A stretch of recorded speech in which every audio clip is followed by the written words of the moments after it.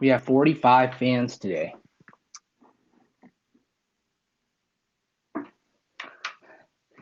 Every single live stream, we try and do this in such a way that you can tell that this is real and not over polished. And one of the ways that we like to do that is you sort of see this weird, like, what is he doing in the beginning there where he's like adjusting the shot? I don't understand. Can't they do that ahead of time? It's really just to make sure that you guys know that this is real. Because otherwise, how do you know? It's still cutting off my head, man. Sebada, sebada, sebada. Headphones are connected. Every single time we like to connect the headphones after the fact as well. But I feel like that's almost overkill. It's like, okay, we know it's real. You guys don't have to have it so clunky. How's everybody doing? Tori, thanks for coming in so late. That's super lame of you. I was ready at 9:30. I wasn't ready at 9:30. I'm the reason that we're popping in at 9:51. Yep, she's shaking her head. Shaking her head just like this.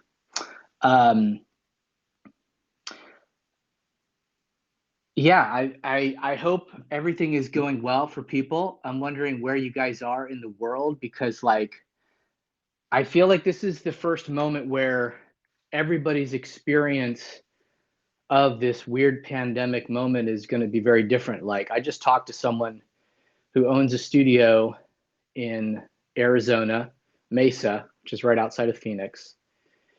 I just interviewed him yesterday. He owns a studio in Mesa. It's the largest studio in Arizona, largest commercial facility in Arizona. And he's open for business. So Arizona as a state has a very different situation than like California has right now. California, we're still essentially on lockdown. And it's this gray sort of, this might be going on for another 3 months. We'll see. We're doing like one step and carefully measure. And then you've got other states doing all sorts of different things. So it's very weird. Clement, if you're coming in for the live stream today, Clement is in Slovenia, and he went to a bar this weekend. It's totally like people can do whatever the hell they want, essentially. So yeah, check out Phoenix, man. My mom's in Phoenix. Phoenix is it's looking up, man. You can go out and go shopping in Phoenix right now. Like, it might even be worth a 6-hour drive just to go over and, like, you know, get some toilet paper and stuff. Anyway, it's a very strange moment because I feel like everybody that might be coming in from different parts of the world is like in a slightly different kind of situation. So we have today a really, really great guest who's going to be coming in and talking about the best ways to do live streaming as a musician. I'm not exactly sure how to pronounce his last name, but I know his first name is Guillermo. So I'm going to let him school us on the best way to pronounce his last name. This is super exciting because I feel like a lot of the people that are coming in typically kind of week to week for these will benefit from this. And I think he can probably speak to anything from like a home studio. Yeah, probably school us on everything else as well. Lighting. I'm sure he'll have a long checklist for me at the end. He'll be like, Pete, that was really fun, but the lighting, like, what are you guys thinking? Anyway, yeah, maybe we'll have him like completely unpack our live stream and be like, dude, C minus, B plus, somewhere in there. Anyway, so I want you guys to chime in on this one. Probably if my emails do not lie. We're going to have people coming in from major professional commercial studios today. We're going to have people that are coming in from, home studios, and people that are producers, people that are artists, people that work at studios, a whole sort of range of people that are coming in with different vantage points on what to do with this live streaming, and how to make it work artistically, how to make it work technically, things like that. So let me know if there's anything else that you guys would like to learn about from Guillermo. Let's see who else is going to be coming in, man. Adrian, what's up? I see you in there. What do you tell us about you, Adrian? Are you a musician? Are you do you have a background in live streaming at all? By the way, we're up to 45 fans now, so this is huge. Right on, dude. Where are you based? I hate where are you at. I feel like that's just like the not correct way to saying that. Yeah. No, I think we're in the big leagues now. I think, oh, you're in Atlanta? Do you know about this because of Billy at Crossover Studios? All right, man. Good. So word is getting out big time. Like some people are telling other people. Adrian is an example. It's good to have you here, man.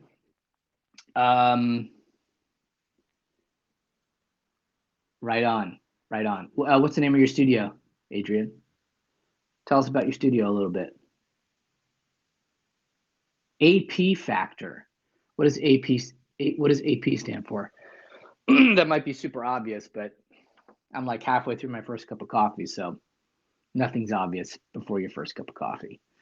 You guys specialize in a particular kind of music, or do you do jazz and classical? Do you do mostly hip hop? What kind of stuff do you guys do? Throw out any questions ahead of time. Gotcha. That makes sense. Okay. I like that. AP is your initials. So I'm super down if you want to. I know this is something that like is sort of a delicate thing, but I don't have a problem with it. So like, if you want to, if you have a website that you want to pop in there and just be like, "Yo, this is where I'm at," you're happy to, or you're welcome to, I should say. I'm glad Billy told you about this. Billy's a great guy. He runs Crossover Studios in Atlanta. I got you. I got you. Okay. Very good. So you guys do it like across the board. Very nice. Good. So this is a perfect space for you. And we're going to be doing this every week. I don't know if you've come before. I feel like your name sounds super familiar. So maybe you were here like last week. I can't remember. And we're going to bring first time. Okay. Cool. So do you have any specific questions? Have you done any live streaming yet? What sort of brings you to the point where you're learning about it? Do you have anything specifically that you want to touch upon with Guillermo today?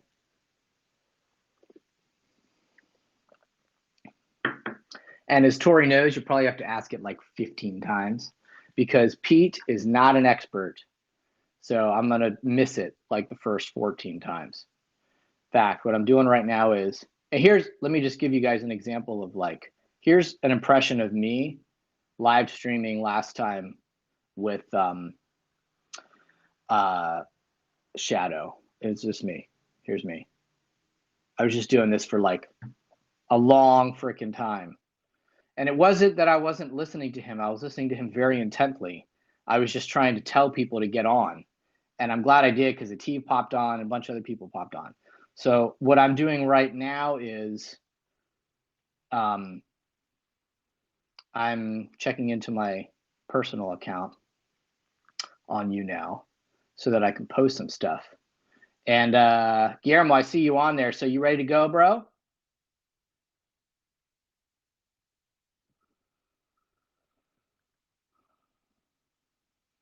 Send a message in there if you're ready to go, my man, and we'll bring you in.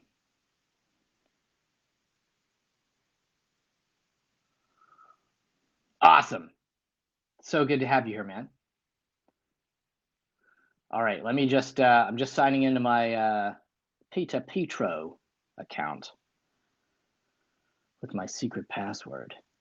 The password is, and then I have to turn everything off so that I don't hear myself talking to myself. And then let's go on to the account.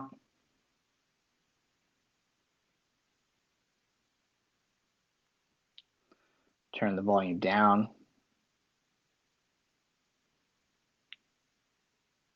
There's me looking at my phone. Classic. Classic. All right. Yeah, cool. Volume down. All right, Guillermo-san, let's do this, man.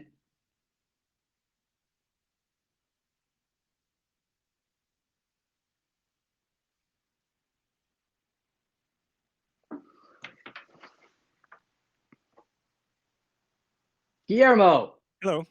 Hey, man, how are you? I'm doing great, thanks. And you? Very good. It's wonderful to have you on. Thanks for inviting me. Of course, of course, of course. So let me just sort of tee up again. I was actually thinking of, I was listening to some of your music from your band, and you guys have a song called Rhonda. Yeah, Rhonda. And We sort of dropped it from the last album, but yeah, it did some rounds at some point.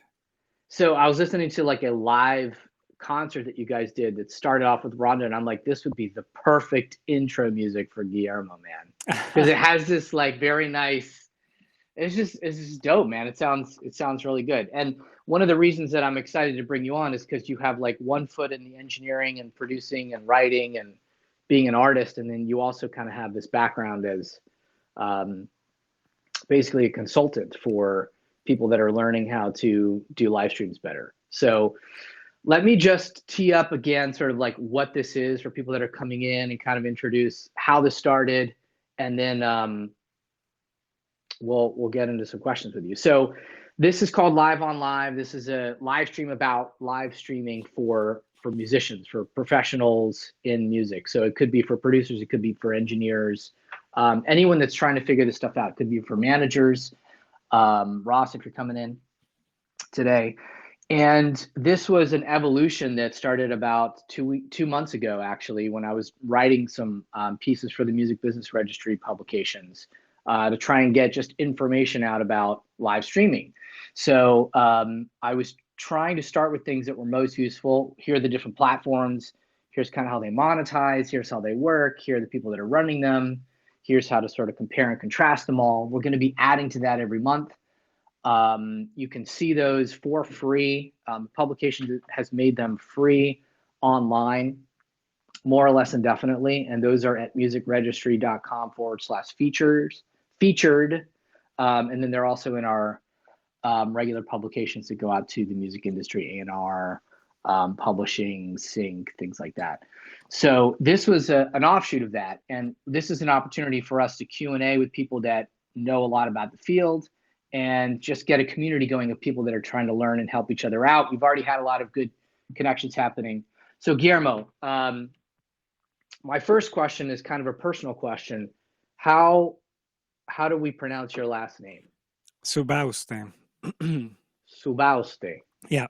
It's just like everything in Spanish. It's just, open vowels, and it's pronounced like it's spelled, really. Awesome. So yeah, Guillermo Subauste.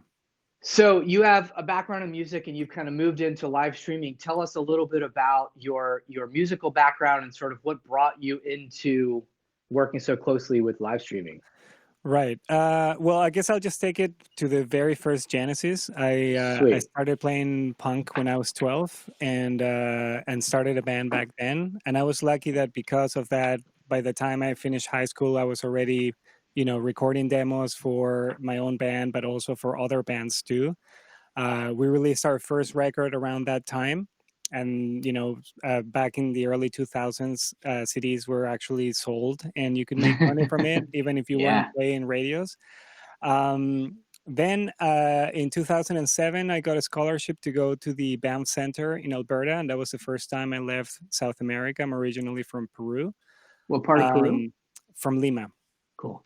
Yeah, and in Banff, it was amazing because I was able to work with a lot of classical artists and jazz and engineers like Sean Everett, who did Sound and Color, which is one of my favorite records from Alabama Shakes, and like Mark Wilshire, who did sound for Lord of the Rings, and a bunch of different mentors that were incredible for this whole thing.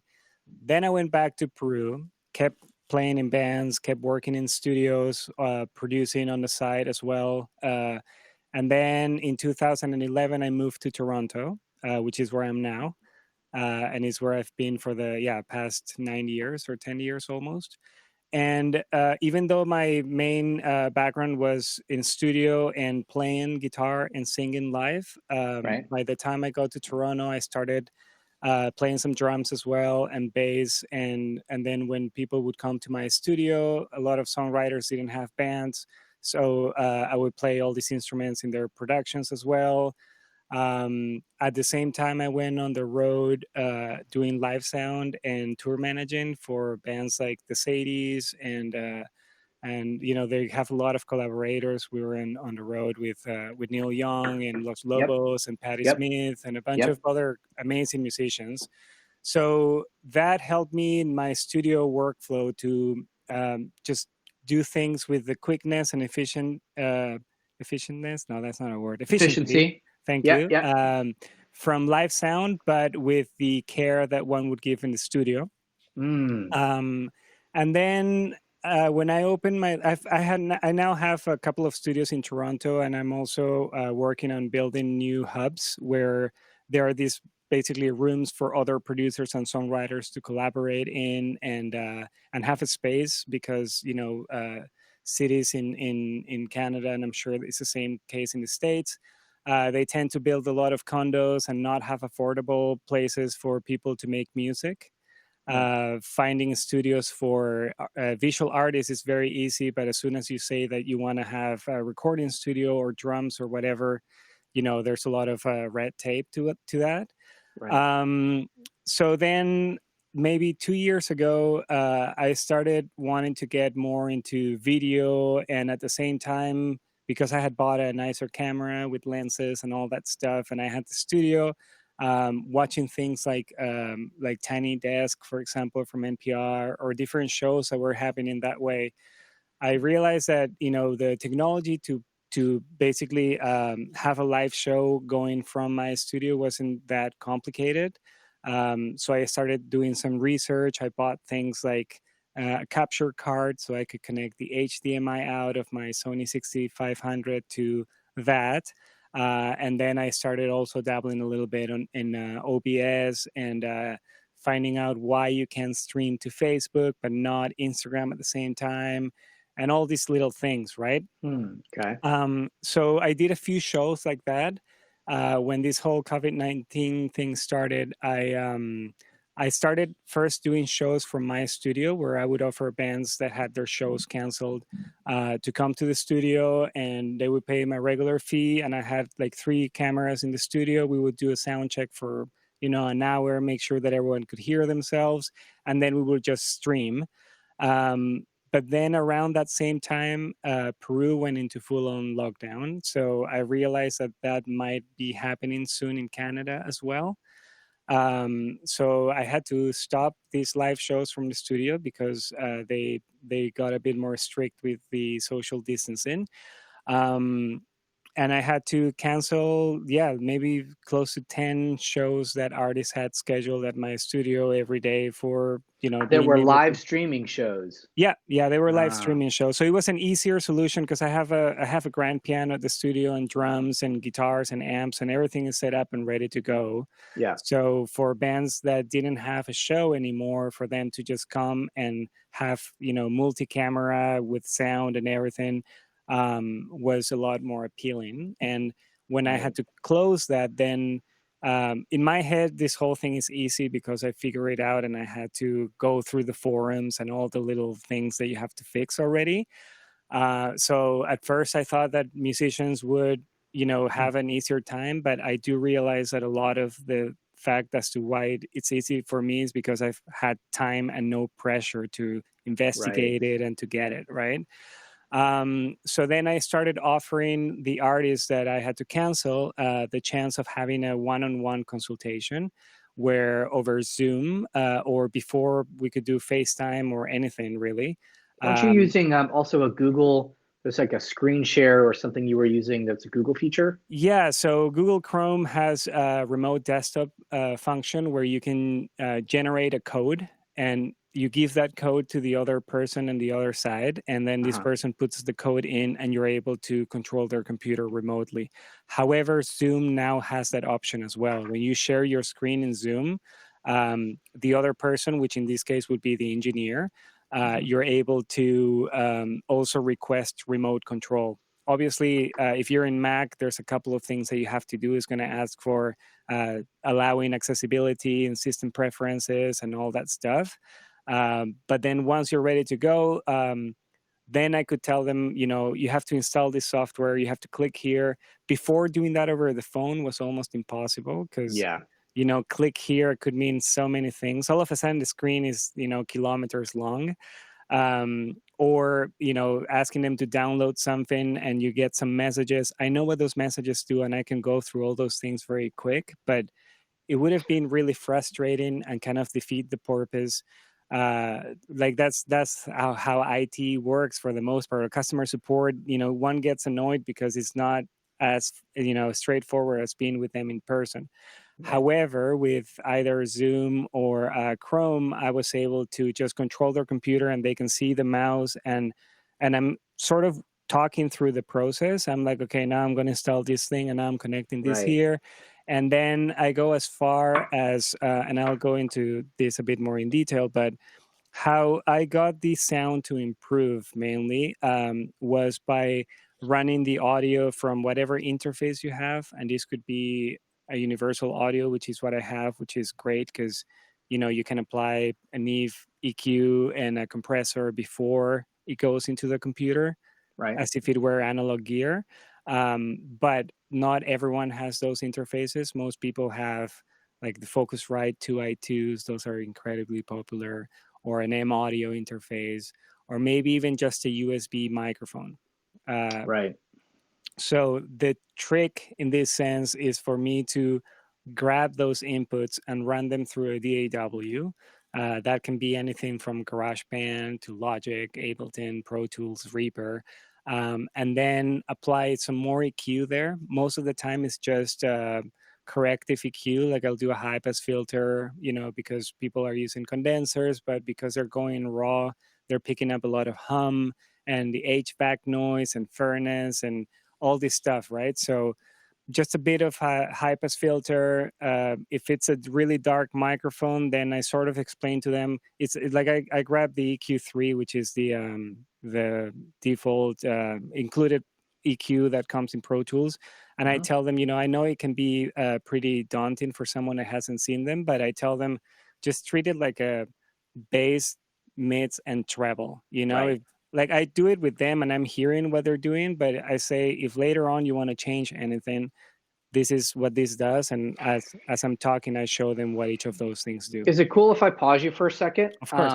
Because I noticed something that I didn't actually pick up in what I was kind of researching and pulling from what you do, which is that you're not just helping someone do a live stream or handle a live stream or polish a live stream. It sounds like you're really coaching them and training them at the same time. Hey, this is what I do. Here's how to handle an EQ if you haven't seen this before. Let's do this together. And then you'll kind of have a sense of how to do that next time if I'm not here, right? Yeah, definitely. And with all this, there's no like secret as to what I'm doing. Like the things I'm doing are available everywhere. One can search them and all that stuff. And I don't mind also teaching them how to do it right away because what ends up working from that is a relationship where performers are sometimes going to just want to perform. So even Yep. if they get how it works, we'll still schedule something for, let's say, an hour before their stream, just for me to go in their computer and make sure that everything is set up how they have it. Maybe they open the program like the DAW before OBS or however they did it. So I sort of make sure that everything's running, and once it's running, they do the shows themselves. I've done a couple of them where I've still had the control while the show is happening, so that if anything, I can turn off reverb during, like, in between songs or whatnot, for example. But the problem with that is that there's a bit of latency, so it's not ideal. I prefer to basically set the levels to where you're going to have them for your drums and bass or guitar, or just vocal if that's what you have, and then leave it at a setting that can be fine throughout the show. Or if they feel like, switching between applications and muting the reverb in Pro Tools or whatever, then they can also do that. Right. It also sounds like, and you haven't mentioned this specifically, but particularly because I have some sense of who's on here. I saw you guys popping in. Yuma, good to see you. Goda. I think Mark is in here. Um, these are all people that I know. I think Ativ, you popped in. These are all people that have engineering and production background. Most of them, I think, have either a commercial studio that they use. It's good to see you guys. Mark, good to see you, man. So another aspect of this that I feel like, not to make this sort of a commercial or something, but like I would imagine you would also be available to teach someone outright, hey, let me show you over the next 2 hours how you could do this in your own studio, even though we don't have a live stream coming up, right? As kind of just a tutorial of sorts, because I think most of the people that are on here could benefit a lot from just like, look, this is how I do this. Yeah, definitely. Because again, just with YouTube videos or even doing these things, there's so many variables that, right. Like, yes, this is how you do it. But then in your system, if you're in Windows or if you're in Mac, but you're on El Capitan versus Mojave or Catalina, there's so many variables that Yep. I do find that people still sort of benefit from the, okay, can you now, yesterday, for example, I did a Zoom conference with a few artists from Canada that they Yep. saw what I was doing, and they thought that they would learn everything they needed to learn from the one conversation. But as you were saying, one of them had a USB microphone, the other one a Focusrite, and the other one just wanted to go directly from their phone.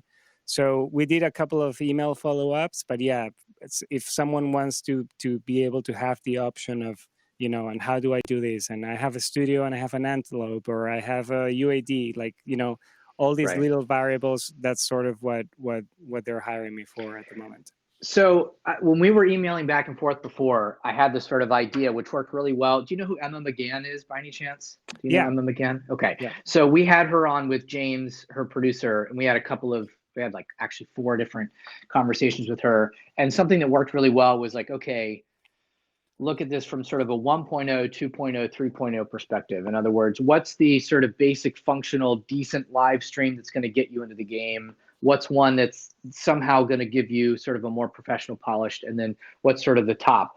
I almost feel like a variation of that we might do is, because what you just mentioned, there's this sort of constant learning and equilibrium that happens. Things, right? There's moving pieces. Maybe each live stream you have a different person that might be on. Right. So I want to try something that's sort of a variation on that idea, which would be, for your first set of live streams, what is the most essential stuff that you need to learn and get under your fingers, so to speak, first? In other words, is it OBS? Is it making sure that there's not a lot of noise in the audio signal? Is it making sure that the latency is like, what's sort of like the essentials that you want to get in the first, maybe, I don't know, couple of times you do it, and maybe a couple of weeks you do it, and then does that make sense? Are there sort of layers to this that you could help people sort of have some goals for getting better at it over time? Yeah, as you mentioned before the actual show started, like in the warm up, Yeah. I think that, yeah, lighting is one of the most important ones. Yeah. If you're working with your iPhone or whatever phone you have, phones have really good resolution, and lighting helps a lot. Now I'm in the basement right now, and I know this is not the best example, but in my studio, for example, there's a lot of YouTube tutorials on this, but you want to have a source that's coming from the front, right? Like that's your first light, and then another one on the side that's sort of like the hair light. And then another one in the background, so that you create a separation between the object and the background as well. Tori's taking notes. She's officially taking, she's like, oh, this sounds really important. So again, you've got, and this is new. I mean, what you just said may seem very basic to you. and we've been really trying to nerd out on this for weeks and weeks and weeks. And I've never heard anybody break it down as far as like you should have a light source from the back, a light source from the side that's more or less kind of a hair light source, and then a light source from the front. Yeah. And again, these light sources, in my case, I'll just bring this here. Yeah. I hope you guys are all taking notes, man. So these ones I got from a friend who's a photographer, and he was selling them because he had just bought another set. But these are like the cast, like LED sort of lights. You can find them on Amazon. Not this brand particularly, but there's a lot of cheaper ones as well. What does that run? Just ballpark. I think you can get a whole kit of the 3 lights, because this is the big one, right? This is 1,000, and I'm not sure if it's because it has 1,000 LEDs or because that's just the energy in wattage. I'm not sure. It's just really bright and big. So this one is the one that would normally be at the front. Then I have 2 smaller ones. One of them I'm using right now at the front, which is this light that's creating this shadow here. But you don't have to get them. Like, I understand that a lot of people in Canada, for example, it's a bit harder to get all these things. Amazon, unless it's anything essential, takes sometimes weeks to deliver. But you can do it with lamps. You can just grab lamps from different parts of the house and get creative with them, with, again, the idea of front, side, and background as well. So if I understand what you just said accurately, what I'm hearing you say is it's a good idea to have 3 sources of light and sort of go with the highest production value you have access to at that moment. If you've got 3 lamps, use 3 lamps. If you can get some of these, it's DACast, right? D-A-C-A-S-T? Yeah, D-A-C-A-S-T. Okay. And again, just so people have some useful sense of like what that game looks like, what would you say? I mean, I know we're in a weird moment in terms of the economy and what you can get your hands on, how much things cost, but how much would that set of lights run somebody? Well, that one, roughly. The one I got is a bit more on the expensive side. I think it's probably maybe 1,500 or something like that. For the 3. For the 3, yeah. But I'm on Amazon right now, and this is in Canadian dollars, so it's a bit more than what it is in American. But I just Neewer is a brand that is a Chinese brand that has really cheap things that. How do you spell it? N-E-E-W. Okay, N-E-E-W. E-R. Neewer. Yeah, Neewer. Okay. So, for example, I'm seeing here they have Thanks, Tori. like 2 lights package with which is $269 for under $300. You can get a lighting kit basically for photography. So I think we have the 1.0, 2.0. So 1.0 is get 3 lamps and at least get in the game and start to get used to the lighting of from 3 sources. 2.0 might be something like this kind of lower end, but somehow semi-professional lighting. But these are only 2, you said. There's 2 in this but again, set. the third one is the background one, and for that you could use a lamp or something like that. Like right now, for example, I only have the front one, and the light that's doing that is just the top light that's on the basement. I can't turn that one off unless I does natural. By the way, you're getting a lot of props from people about. I saw Annie and I think Tori are like, "Wow, man, you got a really well lit basement." Now we know why. Right. It's not in this case. So yeah, that works for the lighting part. Something that helps this image looks better, however, which would be part of the 2.0, I guess. Okay. Is to not use your phone, but use a DSLR camera. Got it. Right. So Sony 6500, or if you have a Canon 5D or whatever camera that you have, that would allow you to change the lenses, because the lens on the iPhones or any sort of phone is a bit of a wide lens, which is great because it captures a lot of information in very small spaces, but it looks a bit flat sometimes. In this case, I'm using a DSLR where I'm using a lens as a 35 millimeter lens. That sort of gives it a bit more of a cinematic look, where things that are here are already out of focus. Like the depth Right. of focus is very thin, right? Like the sweet Right. spot. If you want to think Right. of it from a terms of audio, then the sweet spot is a bit smaller. But then it's cool because it makes the whole background be out of focus. You can Right. sort of see a guitar to that side, but then everything else is Tori was trying loose to in do that place. when we first started on this. She was like, "How do we get the background out of focus?" So you know, and it's true because with you know, mobile devices and things, everything's just kind of like all sort of in the same focus and maybe the same depth. It sort of appears at the, sort of the same maybe emphasis in terms of the visual. Um, so question, I want to zoom out for a second and I want to ask you um, a big picture question while we're on the subject of visual, because Hmm. I'm curious to know your answer to this. So when we were speaking to Emma McGann and James, and they've, you know, they've done, they're kind of you now celebrities. They're doing, they're on Twitch. They're live, to me, they're one of the best examples of live streaming as far as being an artist, because they really have a lot of things that they're doing right. And so that said, their vantage point on it was that 80% of the production value of a live stream is in the audio. So I want to know if you agree or disagree with that. I agree with that. Yes. Okay. Because again, the lighting thing, you might get lucky as well. Someone from their living room with, you know, a window right next to and to it, and nice day with some sun outside but kind of overcast, might Yep. have the best looking image with the iPhone camera, for example. Right. um, but then the sound part is, I think, what makes the difference, because uh, everyone knows what an iPhone microphone sounds like already, you know, Right. and the fact that you can make it be more like a studio, like a mix or a master, actually, same thing with levels and compression and everything.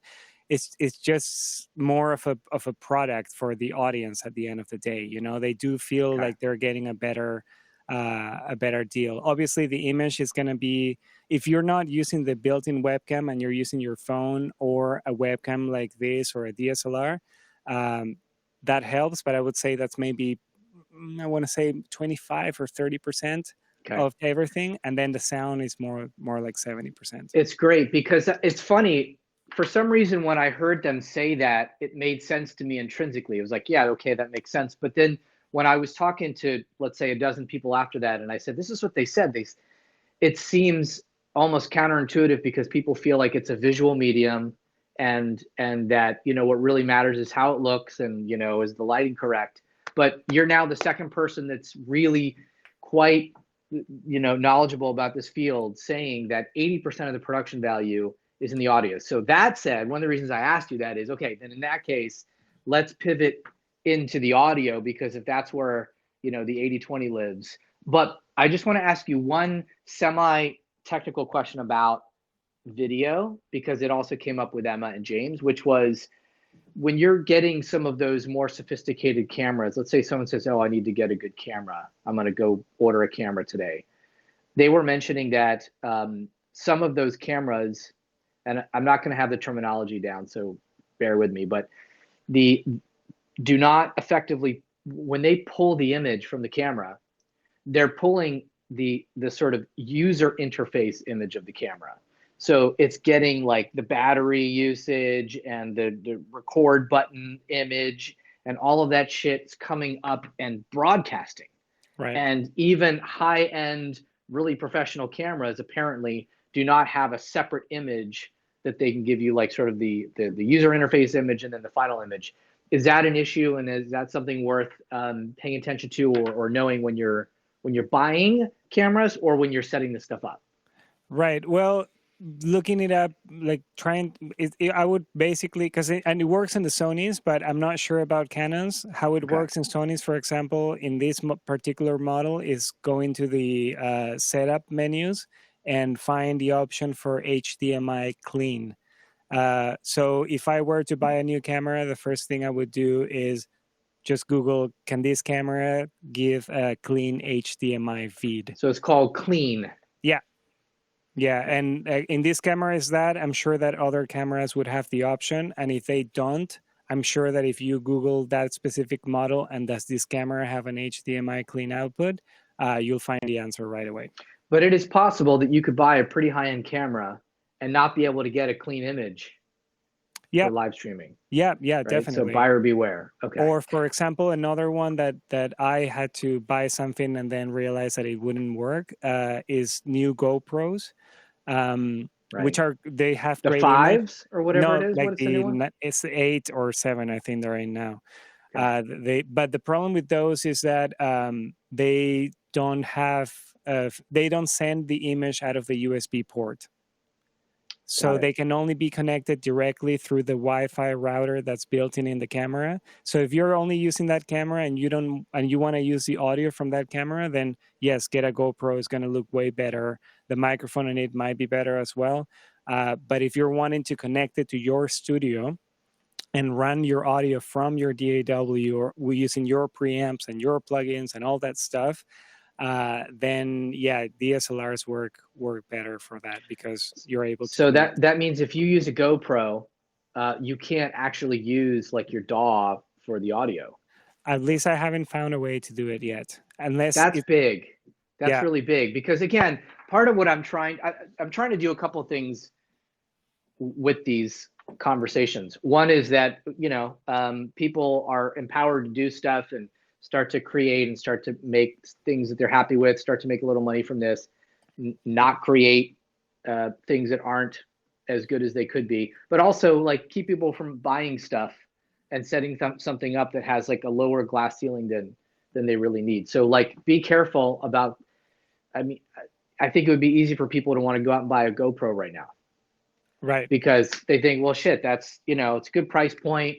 I see those, they look gorgeous. And then they haven't thought through, oh, wait, I won't be able to use like the audio from a separate source, which really limits me, especially if I'm doing music live streams. Right. So I'm glad that you mentioned that. So that said, I want to use a little bit more of our time with you because you have a background in music too, and because audio is such an important part of this. Let's move over to audio.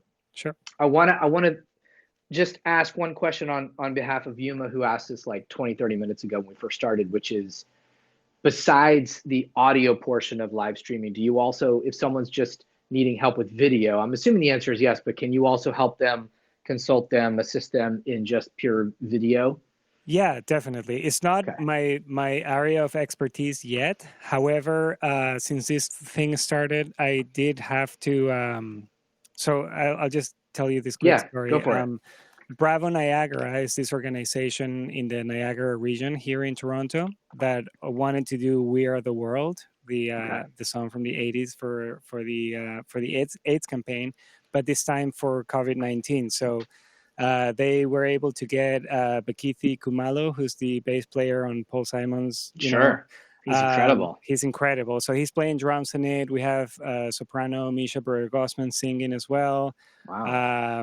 and a bunch of different artists. I don't have the list in front of me, but at first I was only going to do the audio for that. So I recorded drums at my studio, and then I said that to Bakithi, who recorded bass, and then that got sent to someone else, and they kept sending me all their parts, right? Most of them were recorded really well. But then there were two choirs of kids here in Canada that send also, each of them recorded.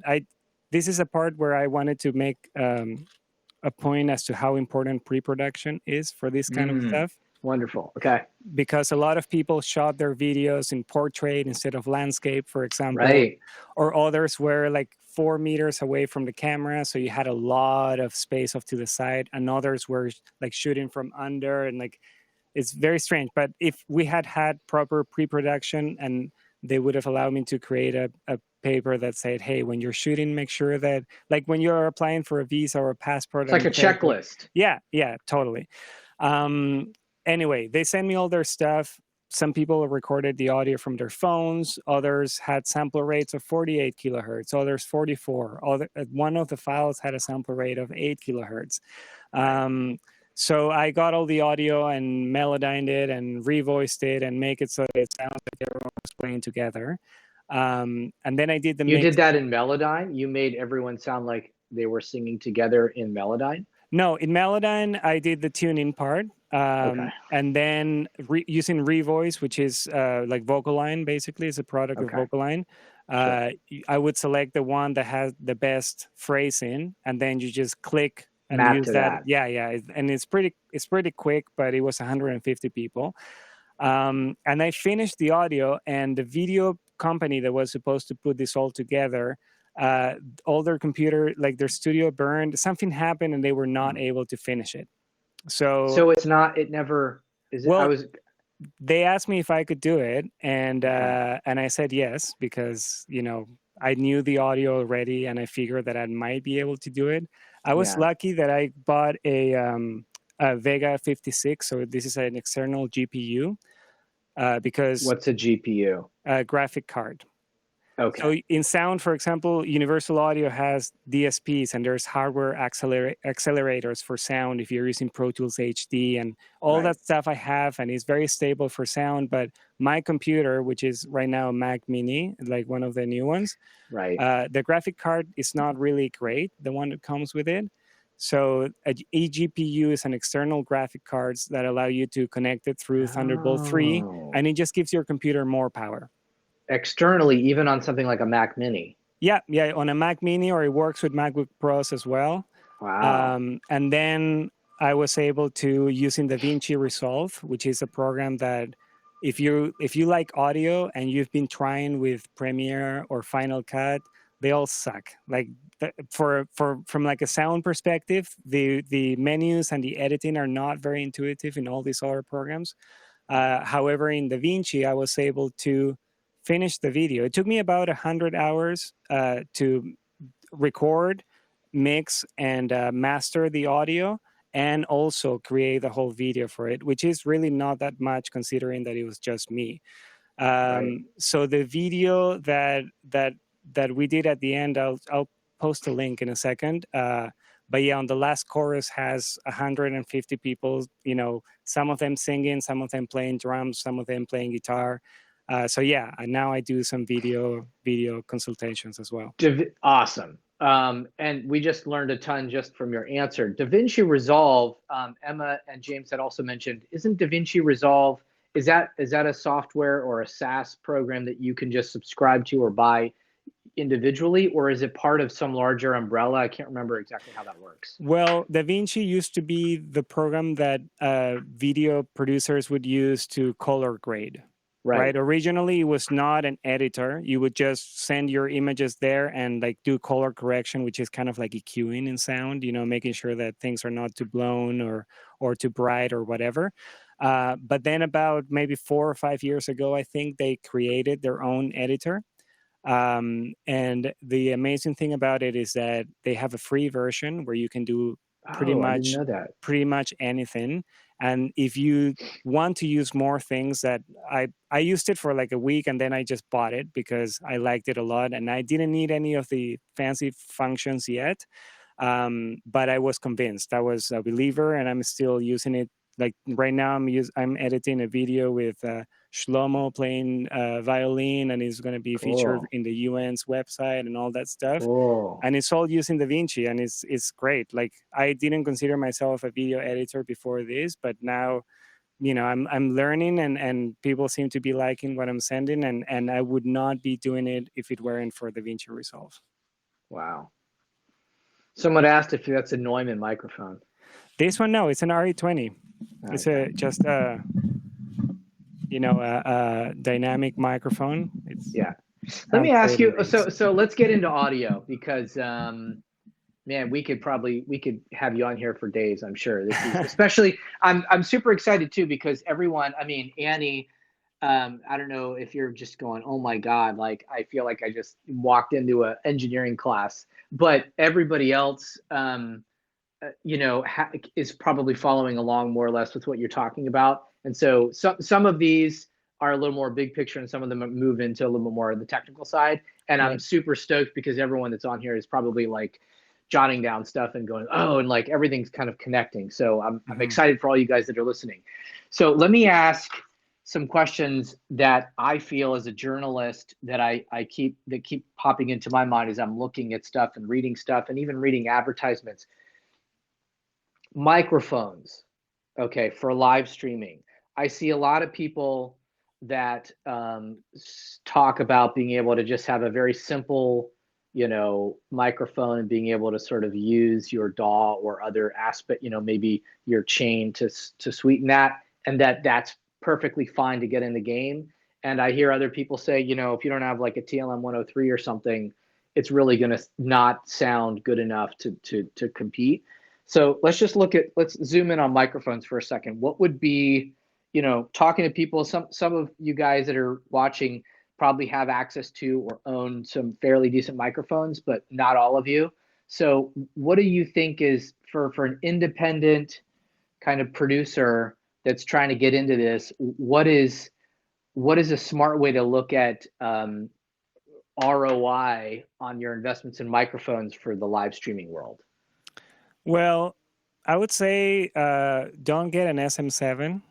Okay, They're great interesting. microphones and everyone loves them, but they're almost $400 or $500. Same thing as this RE20. I mean, I use this microphone mainly for horns when I'm at the studio, or Okay. it's really good at snare bottom. But I don't know if I would be using it just for streaming or if I would spend $400 on it. I would say, even getting an Audio Technica 2020, which I think is like less than $200, or 4040, or maybe even Aston Spirit or Origin. Those two.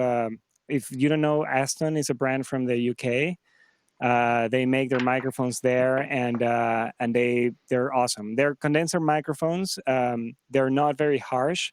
I don't think you need to get a TLM 102 unless you have disposable income. Basically, the Aston microphone is less than $500, and you shouldn't spend more than that.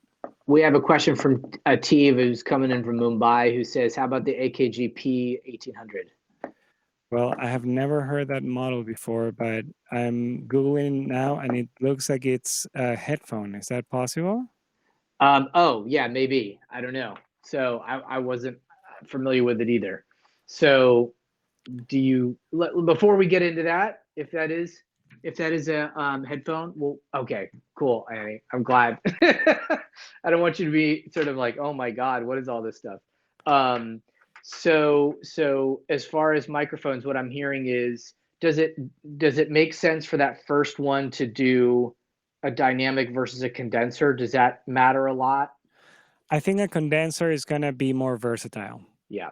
So again, I'm looking at it as you said, the return on investment. If you get an SM7, you're spending almost $500, and you have a microphone that sounds great on voice, and maybe And that's snare, it. and that's it, Yeah, yeah, right? yeah, yeah. So I'm Okay. looking at it from a perspective that if you do get a large diaphragm condenser, like an AT 2020, or if you have more money, the 4040, or if you have more money, an Aston, you're going to be happy with it in vocals, but you can also use it in a cello or violin or acoustic guitar or overheads. Like it's a one microphone that does more things, basically. Awesome. Okay. So moving on from the microphone, what should happen between the microphone and the live stream? Let's keep it really abstract. What's happening between them in a maybe that's where we go into a 1.0, 2.0, 3.0. So 1.0, so it doesn't suck. What's happening between the microphone and the live stream? Right. I guess that 1.0 would be even more basic. Let's say that you don't have the microphone and you're going with the built-in microphone on the phone, Okay. Got right? it. The main thing, I guess, would be to use the air for mixing, right? Like if the guitar is too loud, for example, and you're using it on an amp, then put it a bit farther. Yeah. If you don't like it because it sounds too far now, then get the amp closer to you, but lower the volume, right? So you're basically mixing, your faders are the air at that point. Right. And it's just a matter of where things are distance-wise from the microphone, right? That would be the 1.0. Or maybe you do have the amp, but it's too loud and you like how it sounds there, but then you're probably going to have to use blankets, for example. Right. Or your room sounds really reverberant, there's just very echoey, then you could do things like bring a bookshelf or plants or a couch, or carpet even works really well. Just different things to tighten up the sound and to make it, a bit less boomy and out of control. 2.0 would be maybe now you want to invest in a microphone, but if you don't have an interface, then you're getting the microphone, you're not going to be able to connect it to the computer. So Right. the 2.0, let's say, is just getting a microphone that is a microphone slash interface, like a Yeti, or there's Yeti. yeah, That there's was what my question was, is a Yeti kind of a microphone really a useful microphone for a music live stream? You just kind of answered that. Yeah, like it works. A lot of the classical stuff I've done were with those. If you also have one of those Zoom, like the H4, for example, some people Okay. have these recorders. They also work as interfaces. So if you connect the USB cable to your computer, if you have a Right. Zoom recorder, that's your interface. Um, and with that, you do get a bit better sound. Um, and you could select it as your input in Zoom or Facebook or whatever, and that's how you're getting the sound. Version 3.0 of this whole thing now Yep. involves having an interface, so you're able to connect multiple microphones to it. So an interface that allows for multiple ins. Yeah, or even just one in, let's say, Oh, right? okay. Like even an Apogee One, for example, is an interface that has just one input. But the advantage of it over a USB microphone is that you can use any microphone with it. Right. The USB microphone is great because it's cheap, but you can't really upgrade it, right? If you end up wanting more microphones, it's not that you can connect two USB microphones to your computer because they're two different interfaces and they're never going to be recognized by the same program. Yep. So I would say if you're planning on building slowly after that, get an interface with more than one input. An affordable ones, like I said, are M Audio. They have the fast track, I think. Focusrite 2i2 is another good one. Something that has two inputs, right? And then that way you're able to grab a condenser microphone like the AT2020, for example, and use that for your vocal. And then another one cheaper, maybe even like an SM57 or a 58. Or if you have money, then you get another Aston or another AT, 2020 or 4040, and you use that one for the guitar. Now, Got it. this is where it gets a bit tricky because some of these programs, like for example, Facebook or Zoom, or YouTube, they will recognize only inputs 1 and 2. So if you end up getting an interface with 4 inputs and you want to have 2 microphones, a guitar, and a bass, let's say, you're going to connect them to Facebook or your streaming service, and you're only going to be able to hear the first 2.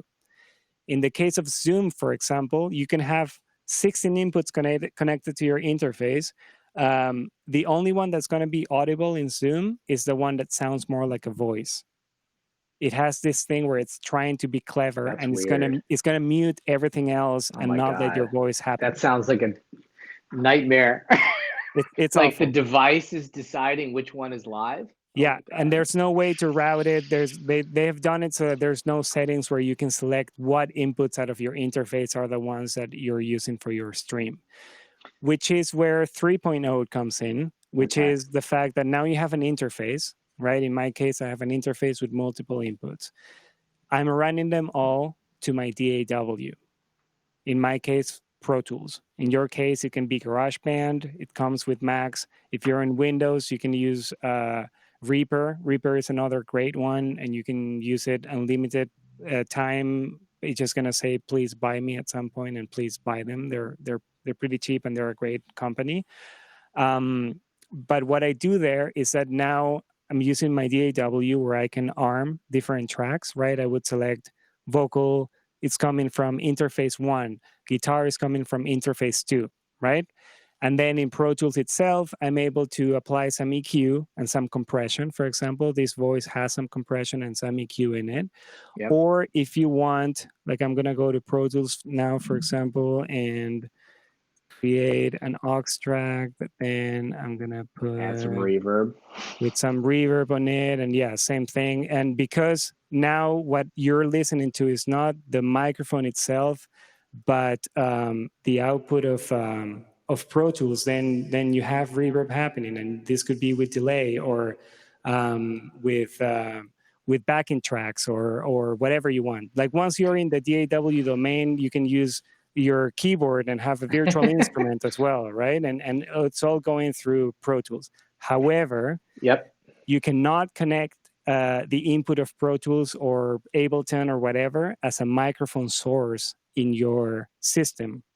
So how you do it is using a program called Loopback. Loopback is a program that is owned by a company called Rogue Amoeba, and it's a company that bought what used to be Soundflower. If you've been researching this, you might have heard the name Soundflower mentioned every now and then. Soundflower, it allowed you to do basically what I'm describing. It was free, but it has stopped being used around 10.2 maybe, like 2011, let's say. And then Loopback started. It cost about $100, which seems kind of steep for what it does, but it's amazing because it creates a virtual sound card. And I'm going to try to break this up. So I'm using the audio from Pro Tools and I'm monitoring it directly from my headphones. Imagine we're not streaming right now, right?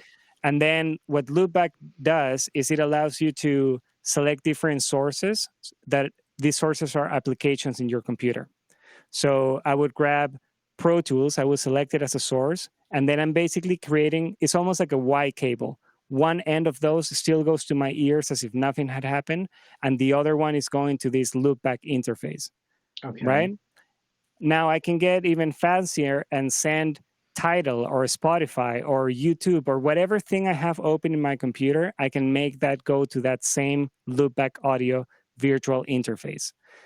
And so you could have music in the background. Yeah. If I could have music playing Is right that now. how people are typically doing that? They're having some sort of virtual sound card where the audio feed is going into this, and then somewhere in that virtual environment, it's being mixed so you can hear the voice and you can hear the audio. Yeah, they can be doing it using Loopback, or they could be doing it using OBS as well. However, what Loopback allows then is for you to select Loopback as your microphone input in Facebook or YouTube or whatever you're using, right? So in YouTube, you would select camera source, my camera, right? It's this one here. And when you go to audio source, you don't select your interface, but you select Loopback. Okay. Let me pause you for a second because I have this instinct in my mind that we're right on the edge of, I mean, I've been studying this stuff for the last 2 months and we're now entering the phase where I'm like, I can barely keep up with you, which is a great feeling. Like I'm thrilled. And that's why we have you on. But let me just let you describe when you said a second ago, sort of in passing, that there's two ways of doing this essentially that come to mind. One is Loopback, which I had never heard of until 5 minutes ago, and OBS. For those of us that are like, what's OBS again? Explain just the notion of what OBS is, how it lives, and how it works. So OBS is kind of like a TV studio in your computer, right? So you're able to, within OBS, create scenes, and scenes are just different frames, right? Yeah. One of these scenes could be this camera and this microphone, right? And then I can create another scene where I have this camera, this microphone, but also a screen share of my second monitor, right? So I could be explaining to you something in Pro Tools and you can be looking at my screen. Or you can also add text, right? I could have something here at the bottom, or I could have a chat window up here. Like it basically allows you to create your own stream from there. And you can add multiple audio sources. They can be the audio from a pre-recorded video you have, and you just sort of, trigger it as if it were a video trigger. Yeah. And just from a sort of 30,000 feet up perspective, OBS it's an open source. I guess it's a system. I'm not sure if it's code or a platform or whatever the word is for it. But the question I have is that you've just described OBS as allowing you to create basically different audio and visual elements as a part of your live stream. Does that happen by virtue of plugins inside of OBS? Does it happen by virtue of settings within OBS? Is it sort of a combination of a few different tools that you're using within the OBS environment? Yeah, I mean there are external plugins you can add, but most of everything I've described you can just do with the free. Like I mean, OBS is free. It's Open Broadcasting Software, I believe, is Software. what it Okay. stands for. And yeah, it's a virtual studio. It allows you to do everything, to have everything ready so that you could stream. For example, in YouNow, you could be using OBS to broadcast right now, and you could be showing all that stuff. I actually had an OBS thing ready to show videos and all that Oh, stuff, cool. but because I'm a guest host, I had to do Right. it directly from the camera. But I'm happy to show it some other time going directly from mine, just to explain to you how to connect YouNow to the output of OBS. So OBS doesn't stream directly to your to. It's not a platform where you just put the information in. It's kind of a repeater of sorts. You know, it grabs all the video sources and audio sources, and then it Mm-hmm. sends them somewhere. That somewhere could be YouNow, it could be Facebook. You do it through stream keys. Like instead of Yep. selecting camera, you will have to copy that code and paste it. Or you can also use something like Castor, castr.io. Hmm. It's a company that allows you to connect the output of OBS to this company. And what they do is that it can stream to Facebook, YouTube, Twitch, YouNow, and all these different platforms at the same time. So you could have a multi-stream happening. And OBS is the one that's sending that output. So I want to. We could do this forever. I mean, I can just sense, even though I'm not actually in the room with anyone that's here. This is really, really awesome. I want to reiterate something that Tori had mentioned a couple of times, because I feel like I'm sort of a kid in a candy store, and I'm like, oh, I have like 1,000 more questions for you. I know you guys are probably following along, and this is great, and you're probably just like taking this in. But as Tori said, you know, now would be the time to, if you have any specific questions. Um, I feel like in my mind that a lot of the people that are on here either are leaning towards doing this as an artist or a creator of some kind, and or they're leaning into doing this as a kind of service provider, like you're doing, like you started doing up at the beginning of the pandemic, and in the sense of like, okay, maybe I'll have some clients that I can help do this either in my space, or I can do it virtually, or I can create some things for people. So if you guys have any questions for Guillermo about that. Another thing that I just want to throw out there, man, you know, I write for 3 publications um, that are sort of covering these topics. I would love to be able to, if it's possible for you, we could do kind of an amalgam of all this stuff and clean it up, and run something that would be kind of a showcase of some of your background, some of these ideas, because I think, number one, I think there's so much here, and this is not actually that easy to find online. I mean, I know if you took weeks and you really comb through it and you really practice it, it's probably not that complicated. Mm-hmm. But like you said a second ago, you had time to digest this and try it, not under the gun of, oh, we're in a pandemic now, I really need to learn how to do this. Yeah. And you have such a depth of understanding about the technical side of this. For me, it would be fun to capture something in writing that would be that would be a way to describe it. I also think, frankly, that if you had maybe you already do this, but like a checklist, like here's just a basic live stream checklist, Right. would be really cool. So like if you wanted to do a follow-up interview, or if we wanted to put some of this in the publications and get your name out to that environment, I mean, I would love to do it. Sweet. Yeah, that sounds great. Cool. So it looks like we got a couple of, oh, okay. So let's, how would you suggest loopback or OBS for a beginner? So kind of an open-ended question. In other words, I think for most people that are coming on here, they have a background in audio engineering. So they're going to get the sort of basics of the audio components and gear and chain.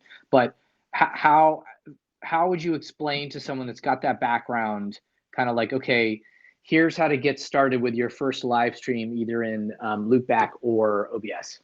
I would say loopback would be the first thing to get.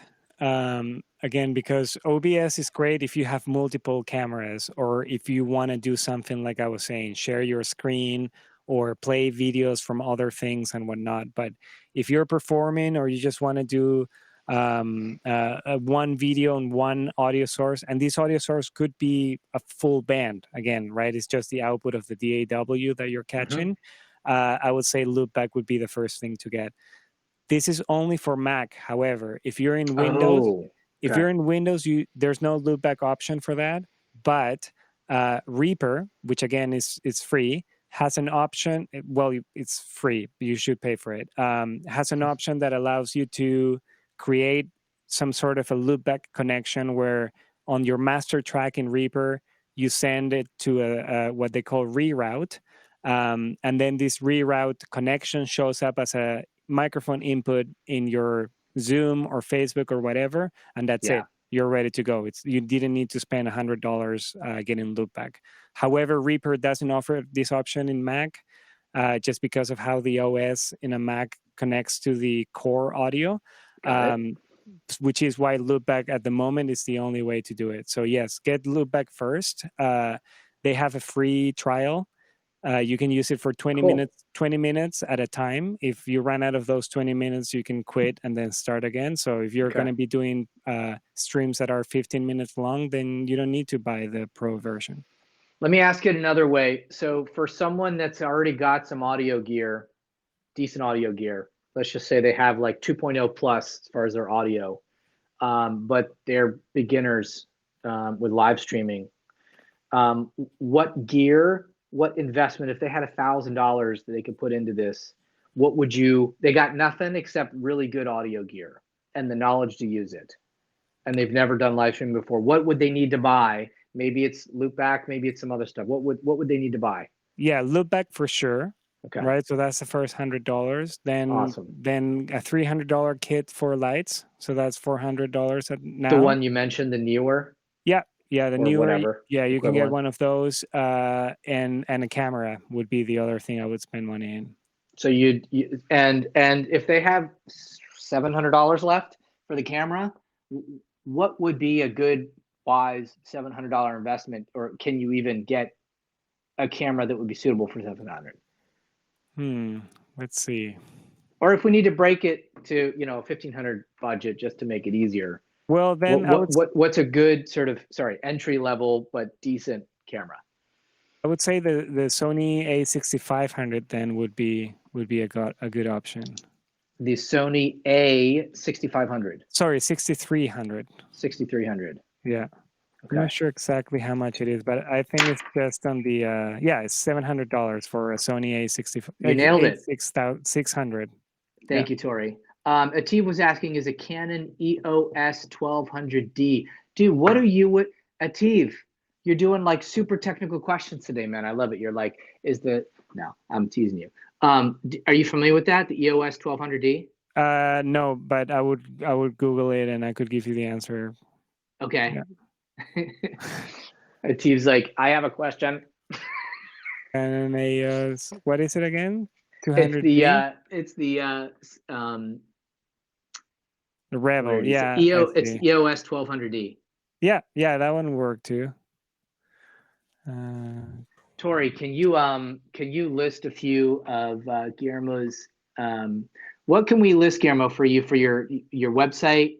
Do you want an email? Like what would be appropriate if people want to check in with you?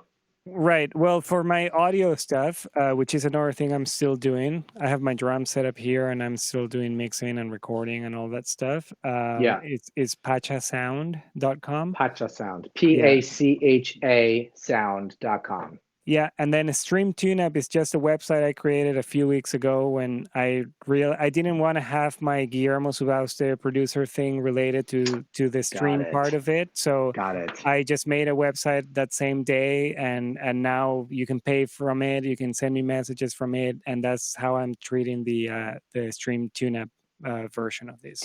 What kinds of artists are asking about the tune-up the most, or what kinds of clients if it's not artists?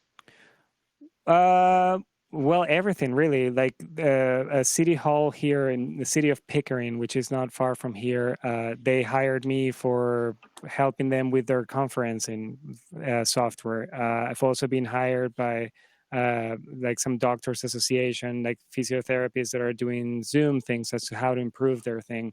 But then most of the For time patients. for patients, yeah. Yeah. Yep. And then a lot of musicians as well that are having issues because their streams don't look good or they don't sound good. Side Door Access is this company here in Canada that That's how we found you.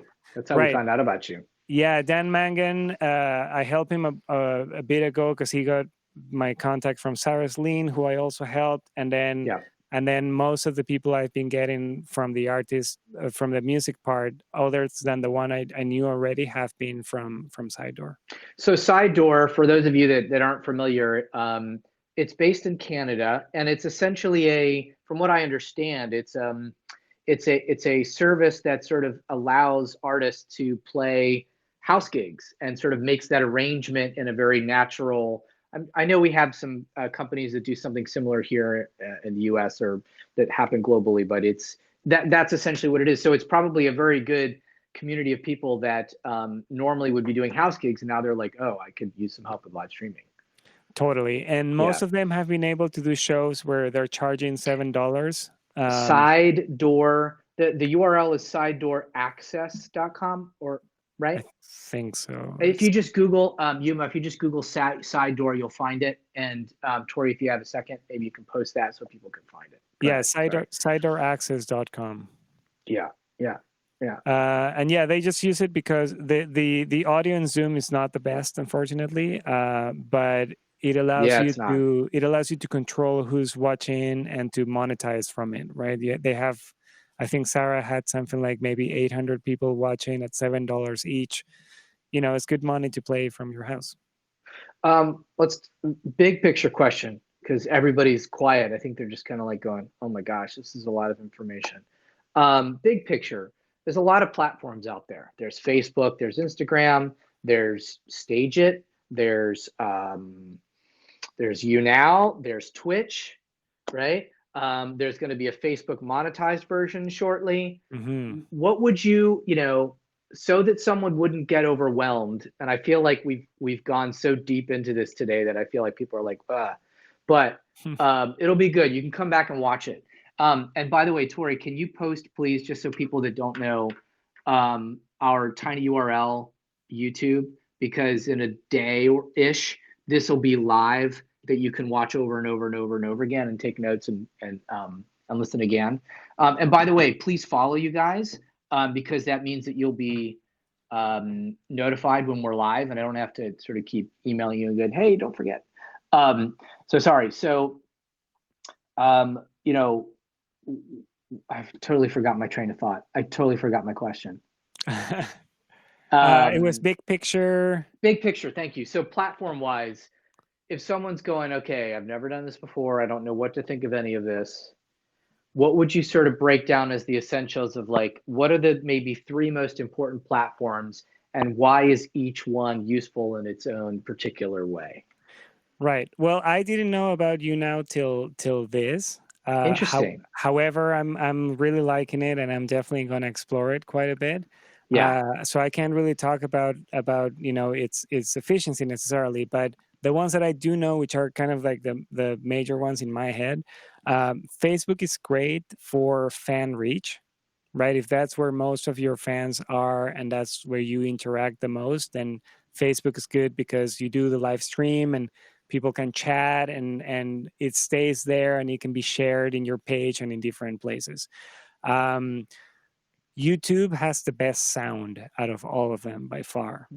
I didn't know that. Yeah, the sound quality, like when I hear back the streams, and I've done like multiple streams to all of them just to compare the output of each of those, YouTube is the one that sounds the closest to what I was hearing in my headphones. But the problem with YouTube is that it's harder to engage with fans, right? So unless it's virtually impossible. Yeah, it's not a platform where people share. Yeah, but it sounds great. So if you can do a multi-stream, do Facebook and YouTube. I would say that's a good, it's a good kind of combination. Instagram is great, but getting Instagram to work from your computer is a bit more complicated. I'm just today actually discovering how to do it from a Mac. From a PC was a bit easier, but it's using Yellow Duck. It's a program that allows you to make the connection from your computer Cool. I didn't from know about that. from OBS to yes, I see someone was trying the Instagram way, Huh. and A TV like Yellow Duck? it's really not that great though. Oh well, we'll see. That what I don't like Mm, about Instagram is also that it's always portrait.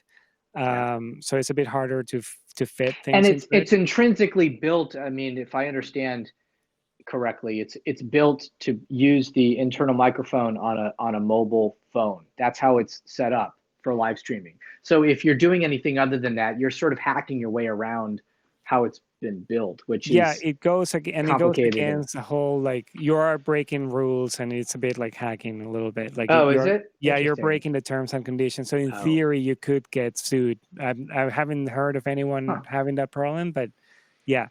And then yeah, Twitch is great. I know that a lot of people are starting to use it for music a lot more. Originally I think it was more so for streaming video games and Gaming, whatnot. yeah, yep, And then yeah, those are kind of the main ones, I would say.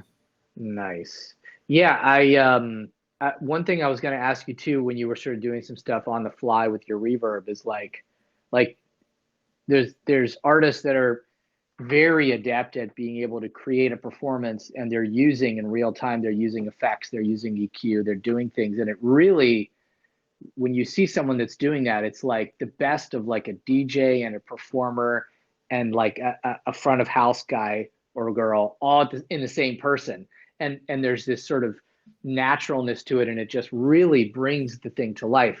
Hmm. Do you feel like for someone that wanted to do that, myself included, that wants to do it on the fly and like live in real time, is that, do you like Ableton for that? Do you like Pro Tools for that? Is that something you've done a lot or not a lot with?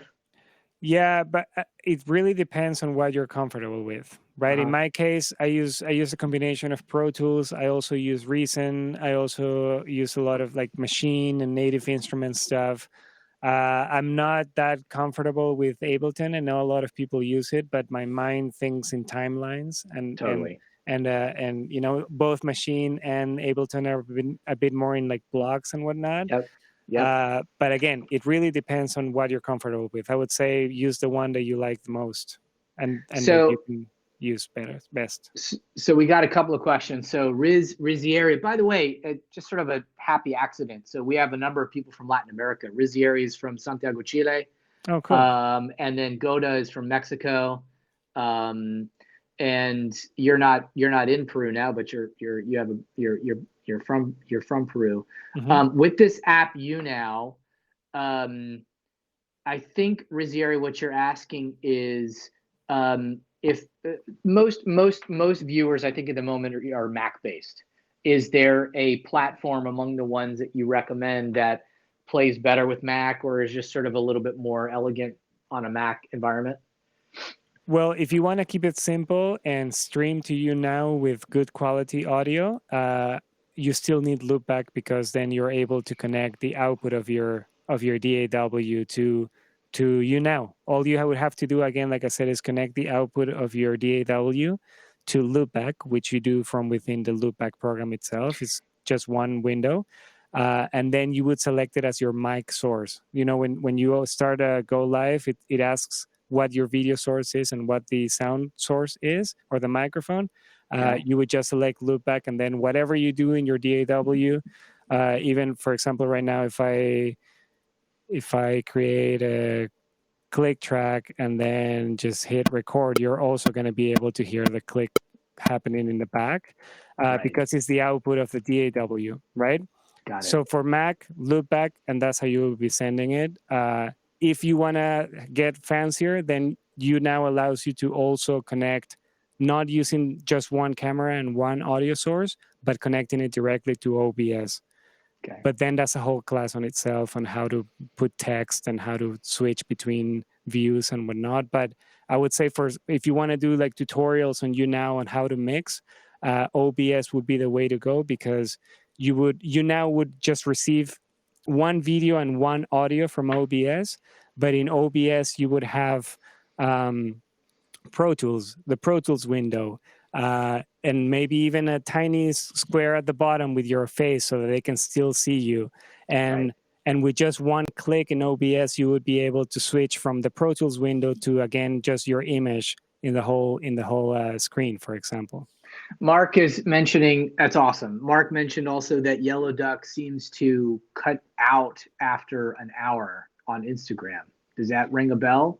Yeah, that's because Instagram itself has a limit for an Oh, hour when it's you an do it's an streams. Instagram thing. Okay. Yeah. So if I were to zoom out and take what you just said, you know, from a Mac environment perspective, I think the place where your mind goes is just make sure you have loopback, Yeah. because that's really kind of like what gives you the power to do it. And secondarily, again, I'm sort of hyper simplifying and sort of interpreting what you're saying in larger scope.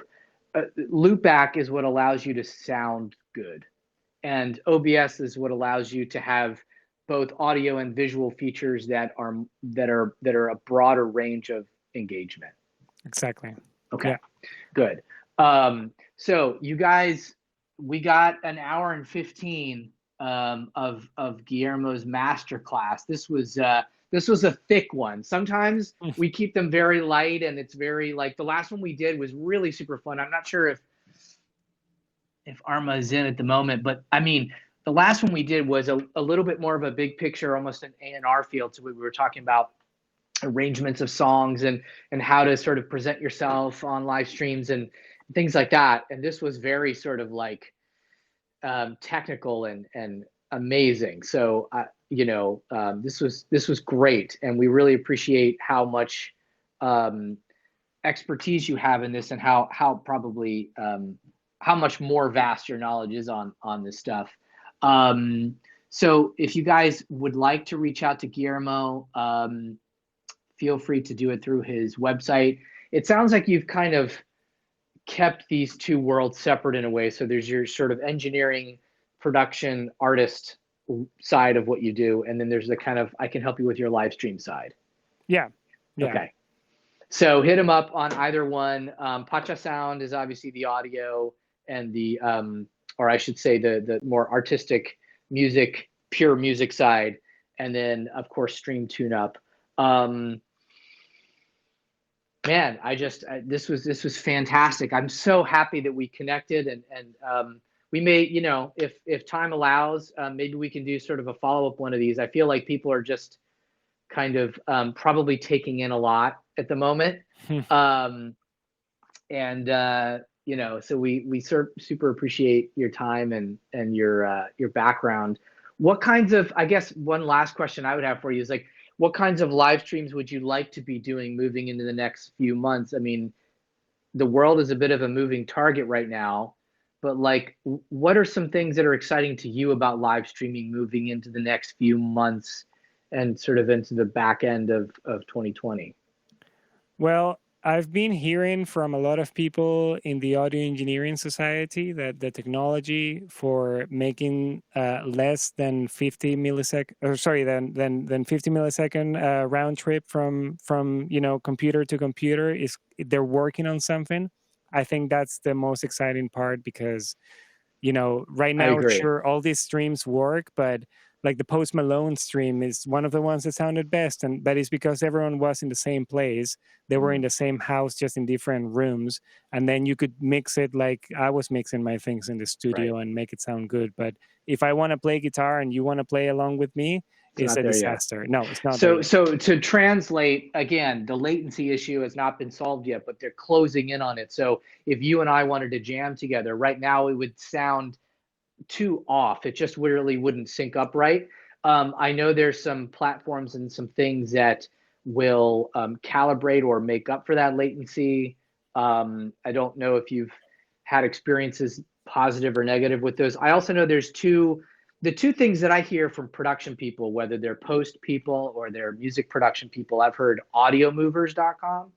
Are you hip Yeah, to them? Yeah, Audio Movers is kind of like Source Connect is another one, but it's incredibly It's expensive. very expensive. So yeah, if you have like a major commercial studio, you probably have Source Connect Audio Movers. And then the other one that I've heard people toying around with that seems really legit uh, from my conversations with the company is sessionwire.com. I haven't checked that one out, but I will. It lives in the DAW. So from what I understand, it's like you have your Pro Tools session open, I have a Pro Tools session open, and somehow um, I think it's more or less the experience is that you're playing something in real time, and maybe it's adjusting for that latency. So for all practical purposes, we feel like we're playing at the same time Right. as unique musicians, and the DAW is kind of setting it up so that it either syncs up during or immediately after when the track is laid down. Right. Yeah. Yeah, Audio Yeah. Movers or Source Connect would work in similar fashion, but the problem is video still. And then we True. might be in sync, but if Yeah. we add audience, they're not going to be able to experience that Yet. yet. Exactly. Yeah, but I agree with you. I think creatively and artistically, and I also think as far as what's interesting for the audience that they haven't experienced yet, being able to actually hear, a group of people all over the world create in real time and be able to do that responsively, um, is, I'm sure it's super complicated to pull off at the moment, but it seems like we're closing in on it, and I agree with you. I think I can't wait for that to be a reality. Oh, it's gonna be great. I've done multiple tours around the world, both as a Yeah, musician and also as a front of house, yeah, like mixing, and I loved it. But there were many moments where I wish I wasn't there, and because you've done that same city a million times, and you arrive really late, and you have to leave and do an 8-hour drive. And I remember thinking many times, oh, it would be great if I could be at home or in my studio, yeah. and you have headphones or your speakers simulate how the room where the band is playing sounds like, and you're just Yep, mixing from there and making sure that it sounds the best there. I dreamed of this as a possibility like maybe 5 years ago when I was on the road with Sadie's, yep, and I think that might be where it's getting at, where like maybe the band is the one that ends up going on the road, and then lights and sound can be done from anywhere. remotely. Yeah, remotely. It would be great because it's cheaper. You can work on other things. Like, sure, I don't know. It's whatever people prefer, but I think that it's going to be really That's exciting for Yeah. I collaborating. mean, people do it with their homes. Yeah, You can turn your lights off halfway across the world now, so I don't see why you can't adjust the lights in a venue. I totally. just want to roll through who's here too. Yuma, thank you so much for coming in. Yuma's coming in from Germany. He works with a studio, Bauer Studios in Germany. They do a lot of jazz and classical. Tori is our coordinator. She is fearless and amazing. Rizieri's coming in from Santiago. Got Annie, who connected with us. Do you know who Matt Walden is? Do you know Matt Walden? I don't think I've met him. No. Amazing loop pedal guitarist who creates and writes live. I'll send you some information on him. Yeah, I'd love to Just check as it a out. musician, purely as a musician, if you weren't even in live streams at all, you'll really dig it. He has some really really great stuff that he does. Awesome. Adrian is coming in from Atlanta, who is. By the way, I got a text from Billy in the middle of this. He's like, "My boy Adrian's there." Some guy named Peter Petro's on. You got Miguel Goda, who is coming in from Mexico. Ativ is coming in from Mumbai. Hmm. Guillermo's here. Mark is here. Mark, you're in LA, I'm assuming, right? I can't remember when we were batting back and forth. But thank you for popping in. I'm glad your computer's back up. Yugi is, I think, here for the first time. Welcome, man. Hopefully this wasn't like super hyper technical. And we didn't scare you off. It's not always going to be this thick. And then John, thank you for popping in. You guys were great. Ugona. Oh, I didn't realize it was you. Okay, Ugona is also in LA. So, dude, it was so fun. I got to tell you, like, I know you guys asked some great questions, but just internally listening to Guillermo, what you're talking about, I haven't had this feeling yet. We've done this 8 or 9 times, so as you can probably tell, we're like super new at this. But feeling like there's 12 people that you know, knowing who you are and knowing what he's talking about and why you guys are here, it's like I can feel you guys in the room. And I haven't had quite that, because I know it's like everybody's going, oh, wow, this guy really knows what he's talking about. And this is great, juicy stuff. So anyway, I think on everybody's behalf, we're super excited that we were able to spend some time with you. If you are down to do a piece that would run in these registries, our deadline is June 1st. So what I could probably do is I could maybe simplify some of the things that we talked about today and kind of put them into like, here's what we sort of touched upon, and we could sort of flesh it out. I just think this is the kind of stuff that I was trying to get out there for people to understand better. Right. And I can just tell that you've lived through it. And again, I want to reiterate something that you said that I think really speaks through your explanations, that, you know, you came up doing this. You've put in probably your 10,000 hours doing live streaming. And so it shows that you've been able to sort of take that time and figure things out and know how complicated this gets and how quickly it can get complicated. So that's the kind of person you want on your side trying to sort of explain things to you. Right. And I think it would be a great opportunity for our readers, because we have a lot of managers, we have a lot of artists, a lot of songwriters, a lot of you know, A&R professionals, publishing professionals that are all going, I know we should be doing something in live streaming, but I just don't know where to start. Right. So it would be great for them, our readers, to be able to hear what you have to say, and it would be good for you to be that guy that people say, oh, wow, that's the guy we should be learning from. So again, thank you so much for your time, my man. Thank you. And thank you, you guys, for being such a great audience and good listeners.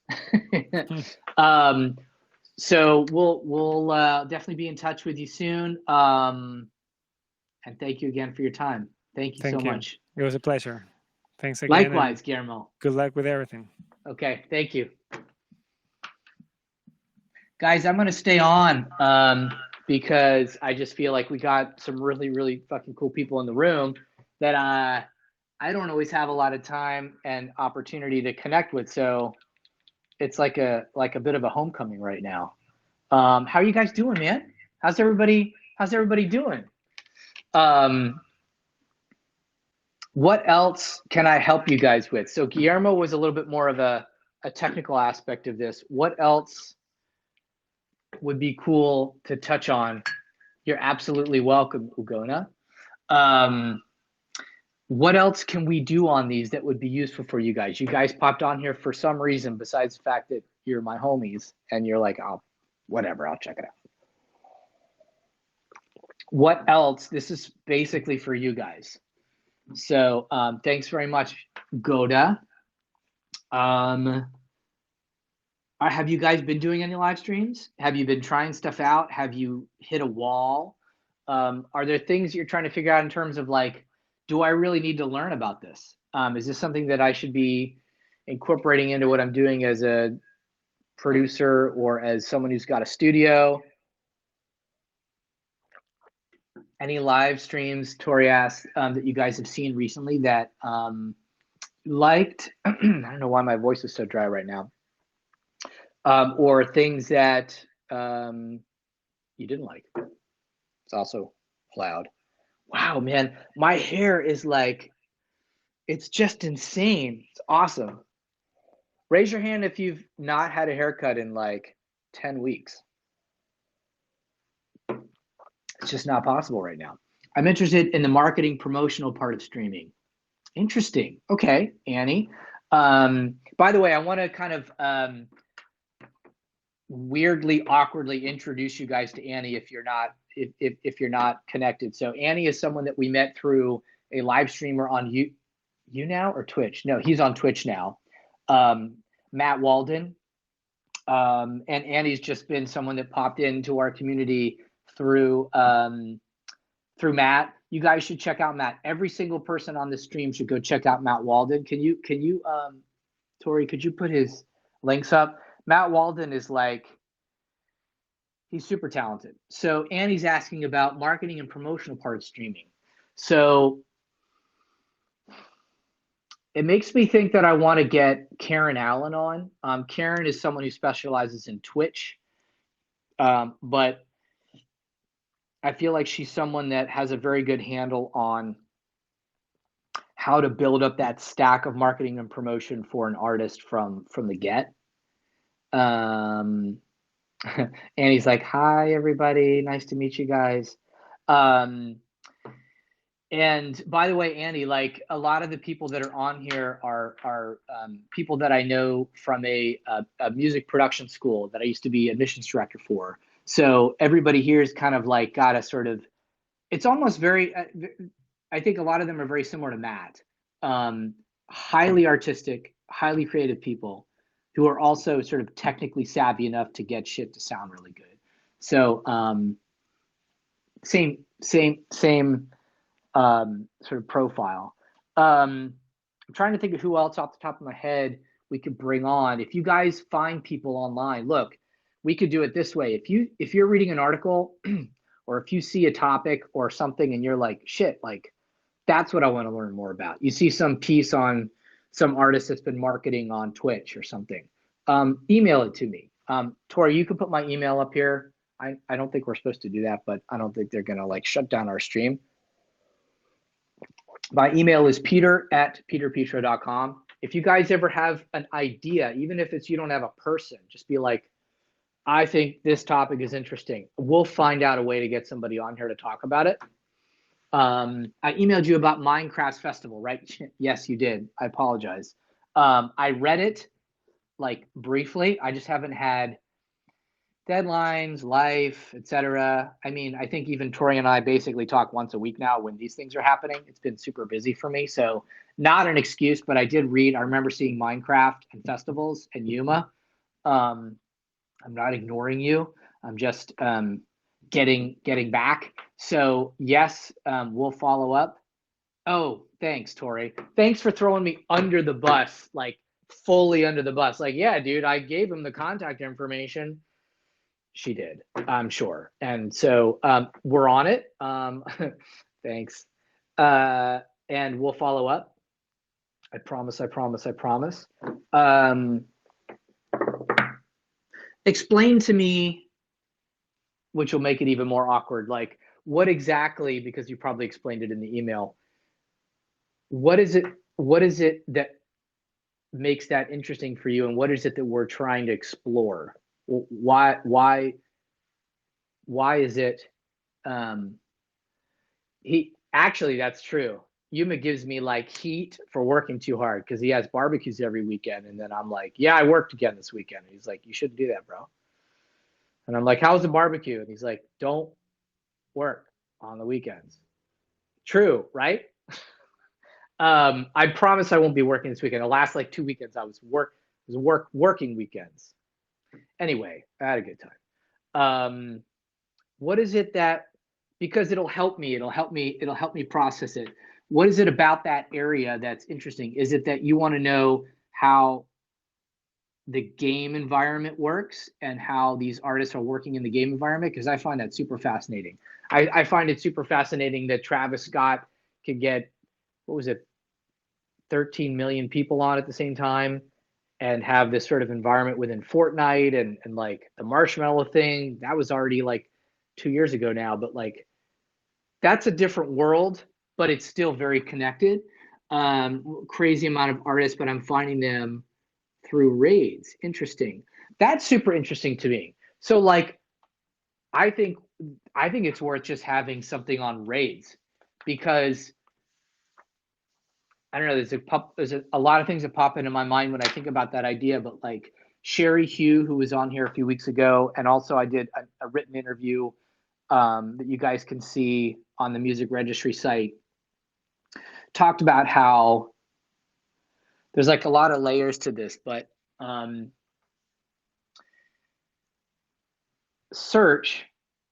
searching for artists within the live stream environment is not, it doesn't really work yet. There's not an easy way for you to go online. According to the people that seem to know a lot more about this than I do, including Sherry, it's like search doesn't really work as well as it could. And the other environment where that's true is podcasting. And so what's happened in both live streaming and podcasting is you have people that basically just collaborate and I should say cross promote to each other. And one of the ways they do that is through raids. If you're not familiar with that term, for those of you that are kind of popping on and going, what the hell is he talking about? A raid is when you wrap up your stream and then instead of just being like, okay, bye, you bring everybody at the end of your stream onto someone else's stream, which has a lot of really nice aspects to it. That's how we connected with Annie, right? Somehow, I think that, right, okay, thank you.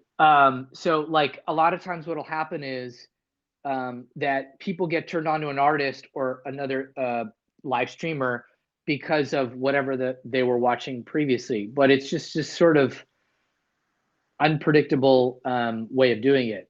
So that's certainly a form of marketing, and it's probably what's the most common way that people get turned on to a new artist, say. I want to look into that. Okay. There really isn't, yeah. So I know Twitch has a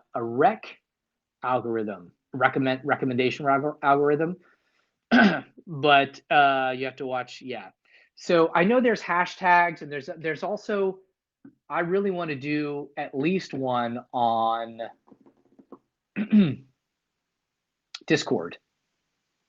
I feel like Discord is kind of a what would you call it, like a dark horse or something. It's like this thing that's really essential to the entire live streaming environment. And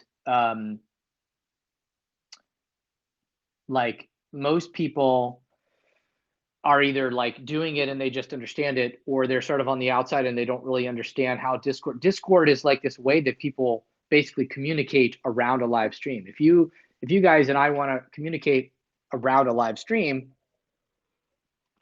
as you all know, we're doing it through email, we're doing it through text, we're doing it through calls and stuff like that.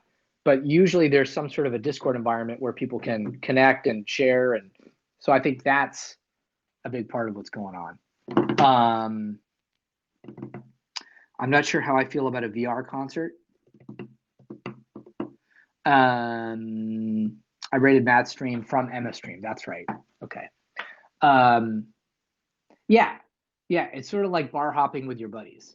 Exactly.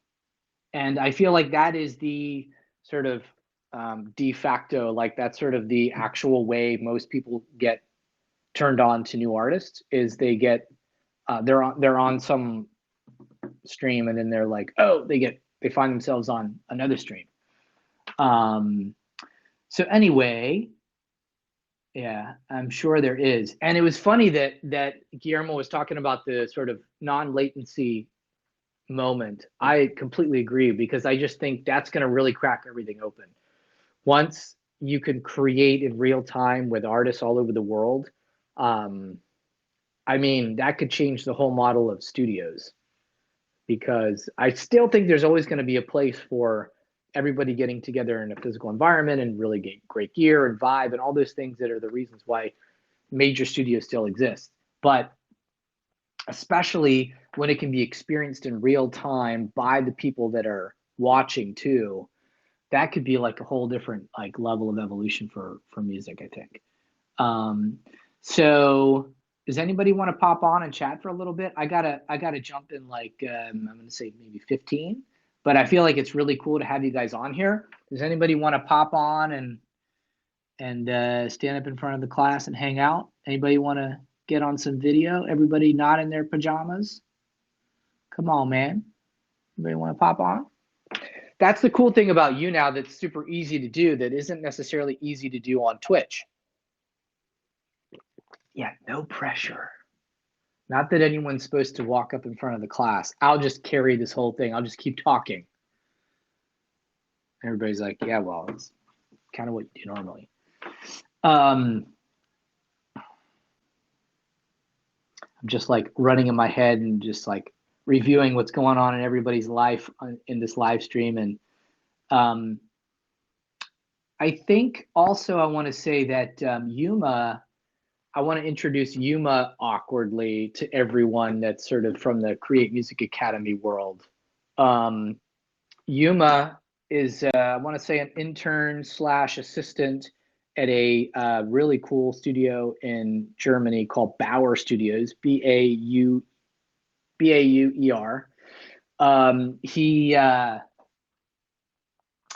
He connected with me because of the music registry publications. You could say assistant. He's like, yeah, assistant's cool. And so Yuma is someone that you guys have a lot in common with, and he's working in a commercial facility. And oh, 20's coming on. Let's do this, man.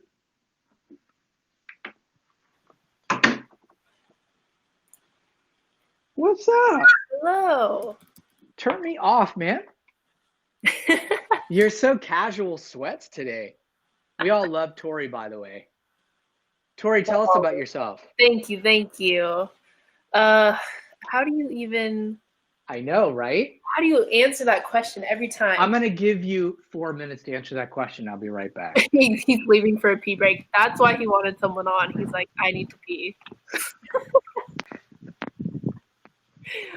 Thanks, guys. Thanks, Yuma. I loved our like battle. I just did not have the bars to drop any more likes. Oh, thank you. It is legit. Window. When Guillermo said that, I was like, yes, I got the 1.0 in lighting. How did I get into live music? So I went to school at UCLA, which is in Los Angeles, in California. Didn't know what I wanted to do, but I wanted to get into entertainment and just found myself gravitating towards the music classes. And like with the music classes, it was always obviously love going to concerts. I feel like everyone in the audience can relate. And I just like, where can I fit into this space with the things I like to do, the things I can do with my strengths? Yeah, I think it just went from there. I ended up helping a songwriting class at UCLA. I was the audio and visual producer, very similar to kind of like this, running behind the scenes of the class. And that was my first kind of like dip into live music. Right? Mm-hmm. And just went from there. And yeah, now I'm an event coordinator for a Live Nation company, but there are no events at the moment. But that's how we came to the stream. Pete hit me up, which I met him at UCLA through I think it was like a mock interview with the music class. I don't know, he liked me, I liked him. I was like, we work well together, have good conversations. And he was like, I want to do this live stream. I was like, that sounds cool because I have no other projects. And here I am. So it's been fun doing, yeah, he drops knowledge. Every time he would talk to me, I would just like feel like I had, but oh, he's coming back. Yeah, Pete, he's all right. Who's coming back? He's okay. Who's coming back? You guys talking about me? Yeah, I had to stop talking crap if you come back. What could you possibly be saying? Everybody's like, oh my God. Yuma was Pete just is so helpful, dude. People were so helpful. nice while I was gone. They always talk well about me when I'm not there. But then when I'm here, they're like, that Pete. I was just saying how we met through UCLA, and yeah, you always speak good, like nuggets of wisdom to help with direction. Yeah. In the music space. I appreciate it. So I wish Clemen was on today. Some of you know Clemen. He's another Create grad. So Clemen, and he was on a couple of weeks ago, whatever. We were talking on the phone, WhatsApp, because he's in like Slovenia right now. But he said something last week that resonated with me, which is like, I think most people that came through Create, and you guys can like call me out if this is not true, and it's totally fine. But like, I think what he was telling me was that there's like two things that I'm kind of good at, and they're just natural to me. I think one is big picture. Like I can hear somebody's situation, and they're, you know, like you would, I don't remember, we, you know, over the years, like you'll come in and be like, this is happening at Live Nation, or I'm in this job, or I'm thinking about this, and I'll be like, and for whatever reason, like maybe I can see an element that isn't obvious to you, and Well, I just, yeah, something. And the other thing that he said was like, he didn't exactly say it in these words because English isn't his native language, but something to the effect like, you know where people are at, and you kind of know how to read them, and you know, like, okay, um, this is what this person's like, what they're up to and what they need to figure out, and how to communicate a certain way to them to understand where they're coming from, and then maybe give them the information in a way that's useful for them. You know what I mean? Like basically it's, I think it's empathy. It's just like, okay, I can like follow along and I can understand, like more or less that, again, I feel justified in saying that because it was his words, but I felt like, yeah, I've come to that conclusion many times over the years. So I feel like if there's one reason why I feel like it was a good idea for me to do this, that's what I'm trying to do. I'm doing it in front of a bunch of people. And not afraid to tell it like directly as it is. Like you won't sugarcoat it or go like around the bush. Like some specific friends are really good at being like, yeah, why are you doing this? Or you should be doing this, or you don't really like this, so what's the point? Right. And it takes someone outside looking in who's not afraid to be like, yes. Yeah. So Ativ just said that's how you got me. That's how you got me from Mumbai to LA over the phone. So you weren't there the moment that this happened, but you can go back and watch it. So when I was speaking to White Shadow, and he was like, well, here I am in Delhi and I don't like it here. There's a lot of pollution. People don't really appreciate, you can't busk here. You can't just play. And he was going into that thing that we all go into where it's like everything around me, nobody understands me, I can't do what I want to do, this isn't the right place for me. And I'm like, cool, where's the right place for you? And he's like, and I was like, where do you want to go? Like, and he was like, out of here. And I'm like, where do you want to go? And he said, Barcelona, you know. And then I'm like, so do you know anyone in Barcelona? And he's like, no. And like somehow the conversation got to the point where like sometimes you just have to fucking go. And sometimes you don't even necessarily know why you need to go, or, you know, there's different aspects to that. But I think I'm someone, and I can say this over the years because I've done this with best friends, I've done this with a lot of people in my life. I will get them to do things that I just feel like I'm not the one telling you need to do this. You're the one telling me you need to do this, but I'm just like not going to let you run away from it. I'm just going to be like, you just told me you need to get out of Delhi. What are you doing about it? In a love, sort of a loving way. And I think that's something that people, most of the time, they don't get pissed off if I sort of, right?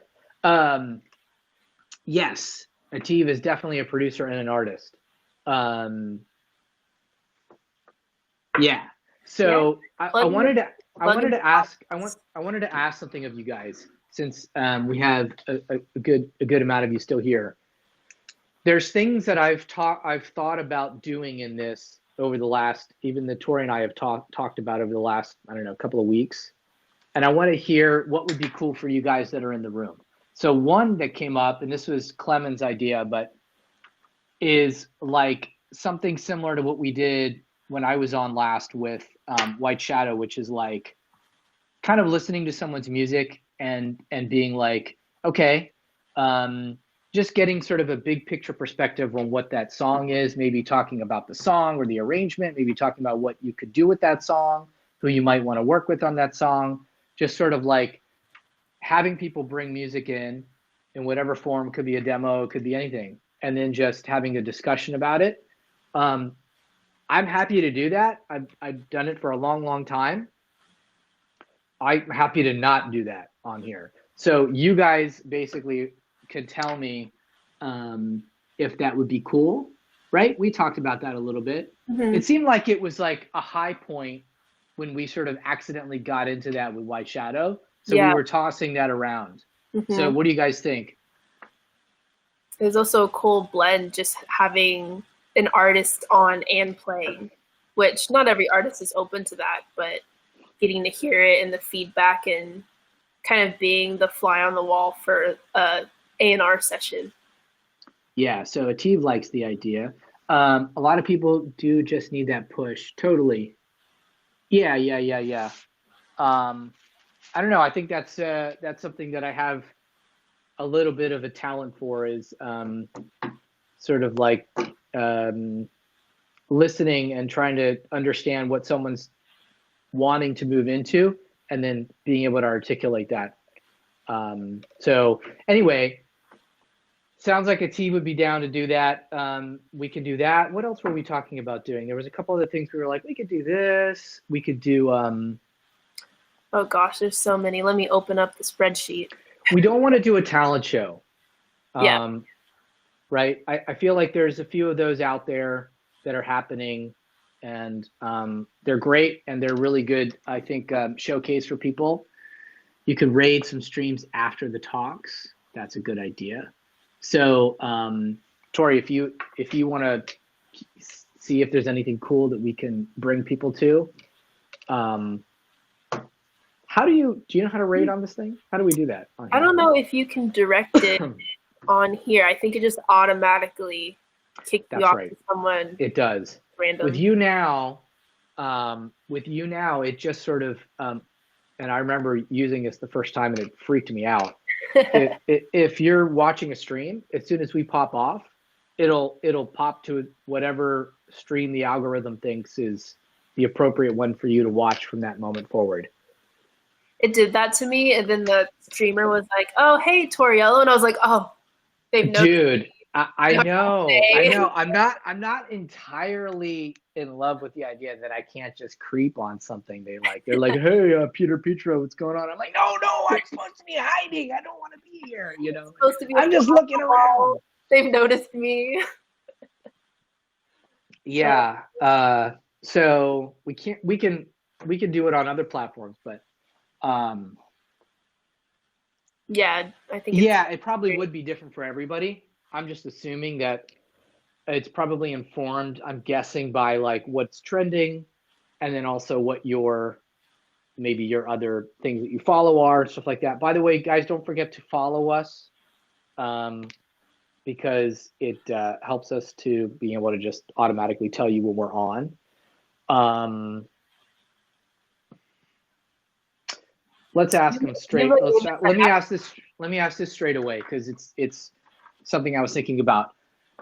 There's probably a list of about 40 or 50 of all of you in the general audience of this thing that I would like to be telling you regularly about our Wednesday and Friday guests and stuff. But I also don't want to spam you. So should we put an email, what is it called, a newsletter or a regular thing that's just kind of on auto? Would you guys, is that something you want to have, just a regular, like, Tuesday afternoon reminder? We can do that. I've sort of been on the fence about it. Okay, good. Because I think that'll be helpful for everybody. And we can just let you guys decide if you want to run it or not. Setting up a Discord, that's a good idea. That's a really good idea. Because we need to learn how the F that works too. Like, we don't really know. Newsletter. A good way to network for everyone on here, dropping their own music and projects, studios. Yep. True. Services, or helping people out. Yeah. Asking questions. Hey, I'm stuck on OBS right now. Has anybody done this before? Like, we're all learning, sort of moving forward slowly on this together. And it would be nice if you could reach out to this community, right, Yuma, and be like, oh, maybe someone on LiveonLive would know the answer to this. That would be really cool. I like that idea a lot. So maybe the next thing we do is just set up a Discord. Put it on the to-do list. What else? in our last 7 minutes. These are getting longer and longer and longer.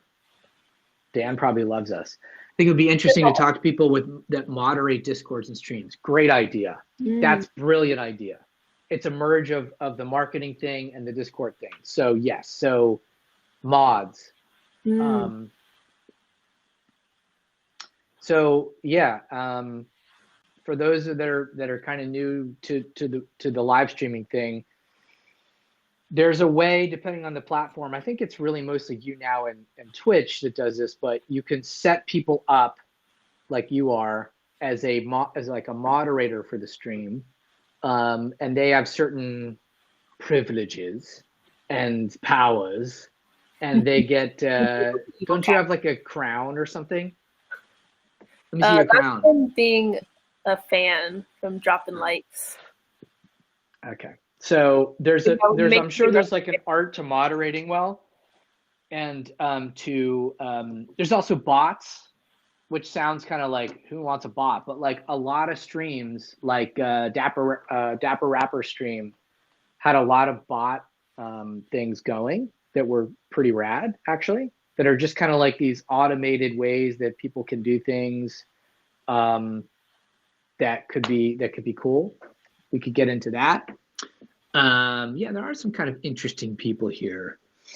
So Discord, I think Discord is like another secondary space for people to be able to hang out and connect directly. I love that Ativ and White Shadow connected. I'm glad you guys connected, Ativ, if you're still here. That makes me happy, man. You're like passing on, what's it called? Paying it forward for whatever you're doing. Just, I think that, you're significantly more advanced than he is on the production level, but I think you guys have a lot of similar energy, and like, he kind of reminds me of you a little bit, like way back. But I'll have to tell you that, when I think Clement or someone asked me about it, I'm like, I mean, you were back then, you were a little more advanced than he is, because you play multiple instruments, you understand theory and things like that. But like, he's got this sort of raw talent, and he's played multiple sports really competitively, and he works his ass off, and he sort of just like goes hard into things. So he's got that capacity that you had to like, yeah, Ativ, you guys are welcome to, yeah, totally. I'm glad you guys connected. So maybe the Discord is also the best place for people to be like, hey, this is my website, this is what I'm up to, here's my email, shit like that. I don't know if that's the more sort of like appropriate space for that. Yeah, Team, drop the link. But you guys are, yeah. You guys are welcome to share. Ativ just dropped an EP, man. Ooh. Good shit. Good shit. Took a while, dude. You're a perfectionist, man. You're almost as bad as Clement. You guys are like, it's almost ready, man. It's almost ready. It's almost there. Drop it. Okay, man. So, gonna be hopping off in a second. Thanks, brother. Thanks, Dave. Yeah, good tracks, man. Like the new stuff a lot. So I think that's about it. Tor, you got any final words? No, fun stream. There was so much knowledge in that. By the way, so literally, just because it helps me to get a read on stuff. Like for me, I've been nerding out on this shit for 2 months, and that was still over my head, but it was sort of like stimulatingly over my head and exciting. But I feel like it might have been a notch or two beyond maybe what people were expecting when they popped in. Would it be better to slow things down a bit relative to how that went today? Or do we just, and it won't always be like that, but like, was that just like dope and you guys glad you stumbled into a masterclass on I think you guys kept live streaming tech? Good levels. Like you have the basic, and like as you stepped up and got more intense with some good like names for cameras or audio, So with me just starting out and not knowing anything about tech, I'm like, I'm gonna start here, and once I get better, I'm gonna come back to this video. Yeah. And the things he said. Cool. Okay. So I feel like it stayed at least for me, being someone who doesn't know tech stuff. Yeah. You hate tech stuff, but you're actually quite good at it. You're the only reason that this exists. Tech stuff, but not the hardware when it comes to like microphones, and I know cameras a little bit, but like mixers and inputs and outputs. Well, it's too bad we don't have like a bunch of people on this stream that can help you with that. Because if we did, that would be awesome. You could just reach out to them when you need help. Yeah, I think a variety is good. I think that'll happen naturally. Mm-hmm. All right, brothers and sisters, this was fun. Yuma called us the LiveonLive gang. Aww. #LiveonLive gang. Because I've noticed we do have a little group that keeps coming back, and it's great. I like it. I like it. Yeah, we do. So thank you guys. I mean, man, it's so much fun to have you guys on here. Like it really super is. Even if you, it's like, I don't know, man. It's funny too, because a lot of you haven't ever necessarily connected with each other, but basically, yeah, I mean, you guys have a lot in common. So it's almost like throwing a party and you're like, yeah, you know, you just want to introduce everybody, but you figure out they're going to introduce each other eventually anyway. So thank you, Annie. I super appreciate you being here too. Like I love your comments and questions, and I don't know, you just have a good energy, I can tell. So cool, guys. I'm down with the LiveonLive game. All right. I'm down with it. So I'm gonna see if I can get some of this data that he downloaded on us organized over the next couple days, and I really want to run something in the publications, and I kind of think that would also be a nice way for you guys to have something that's a little bit more like one thing that's written down, that's organized by some sections. You can be like, oh, this is my like cheat sheet. It's one thing to have it explained. Yeah. I think that's also good, right? But have something written out, it's kind of nice, and it'd be good for him. So put a little bow on the whole package. For sure, for sure. All right, guys, have a beautiful Wednesday, and we'll keep you posted on Friday. Working on our Friday guest right now. We're really close. I feel like we're really close. No pressure, Tori. Oh, all on me. And with that. All right, thank you, guys. See you Friday. Thanks, guys.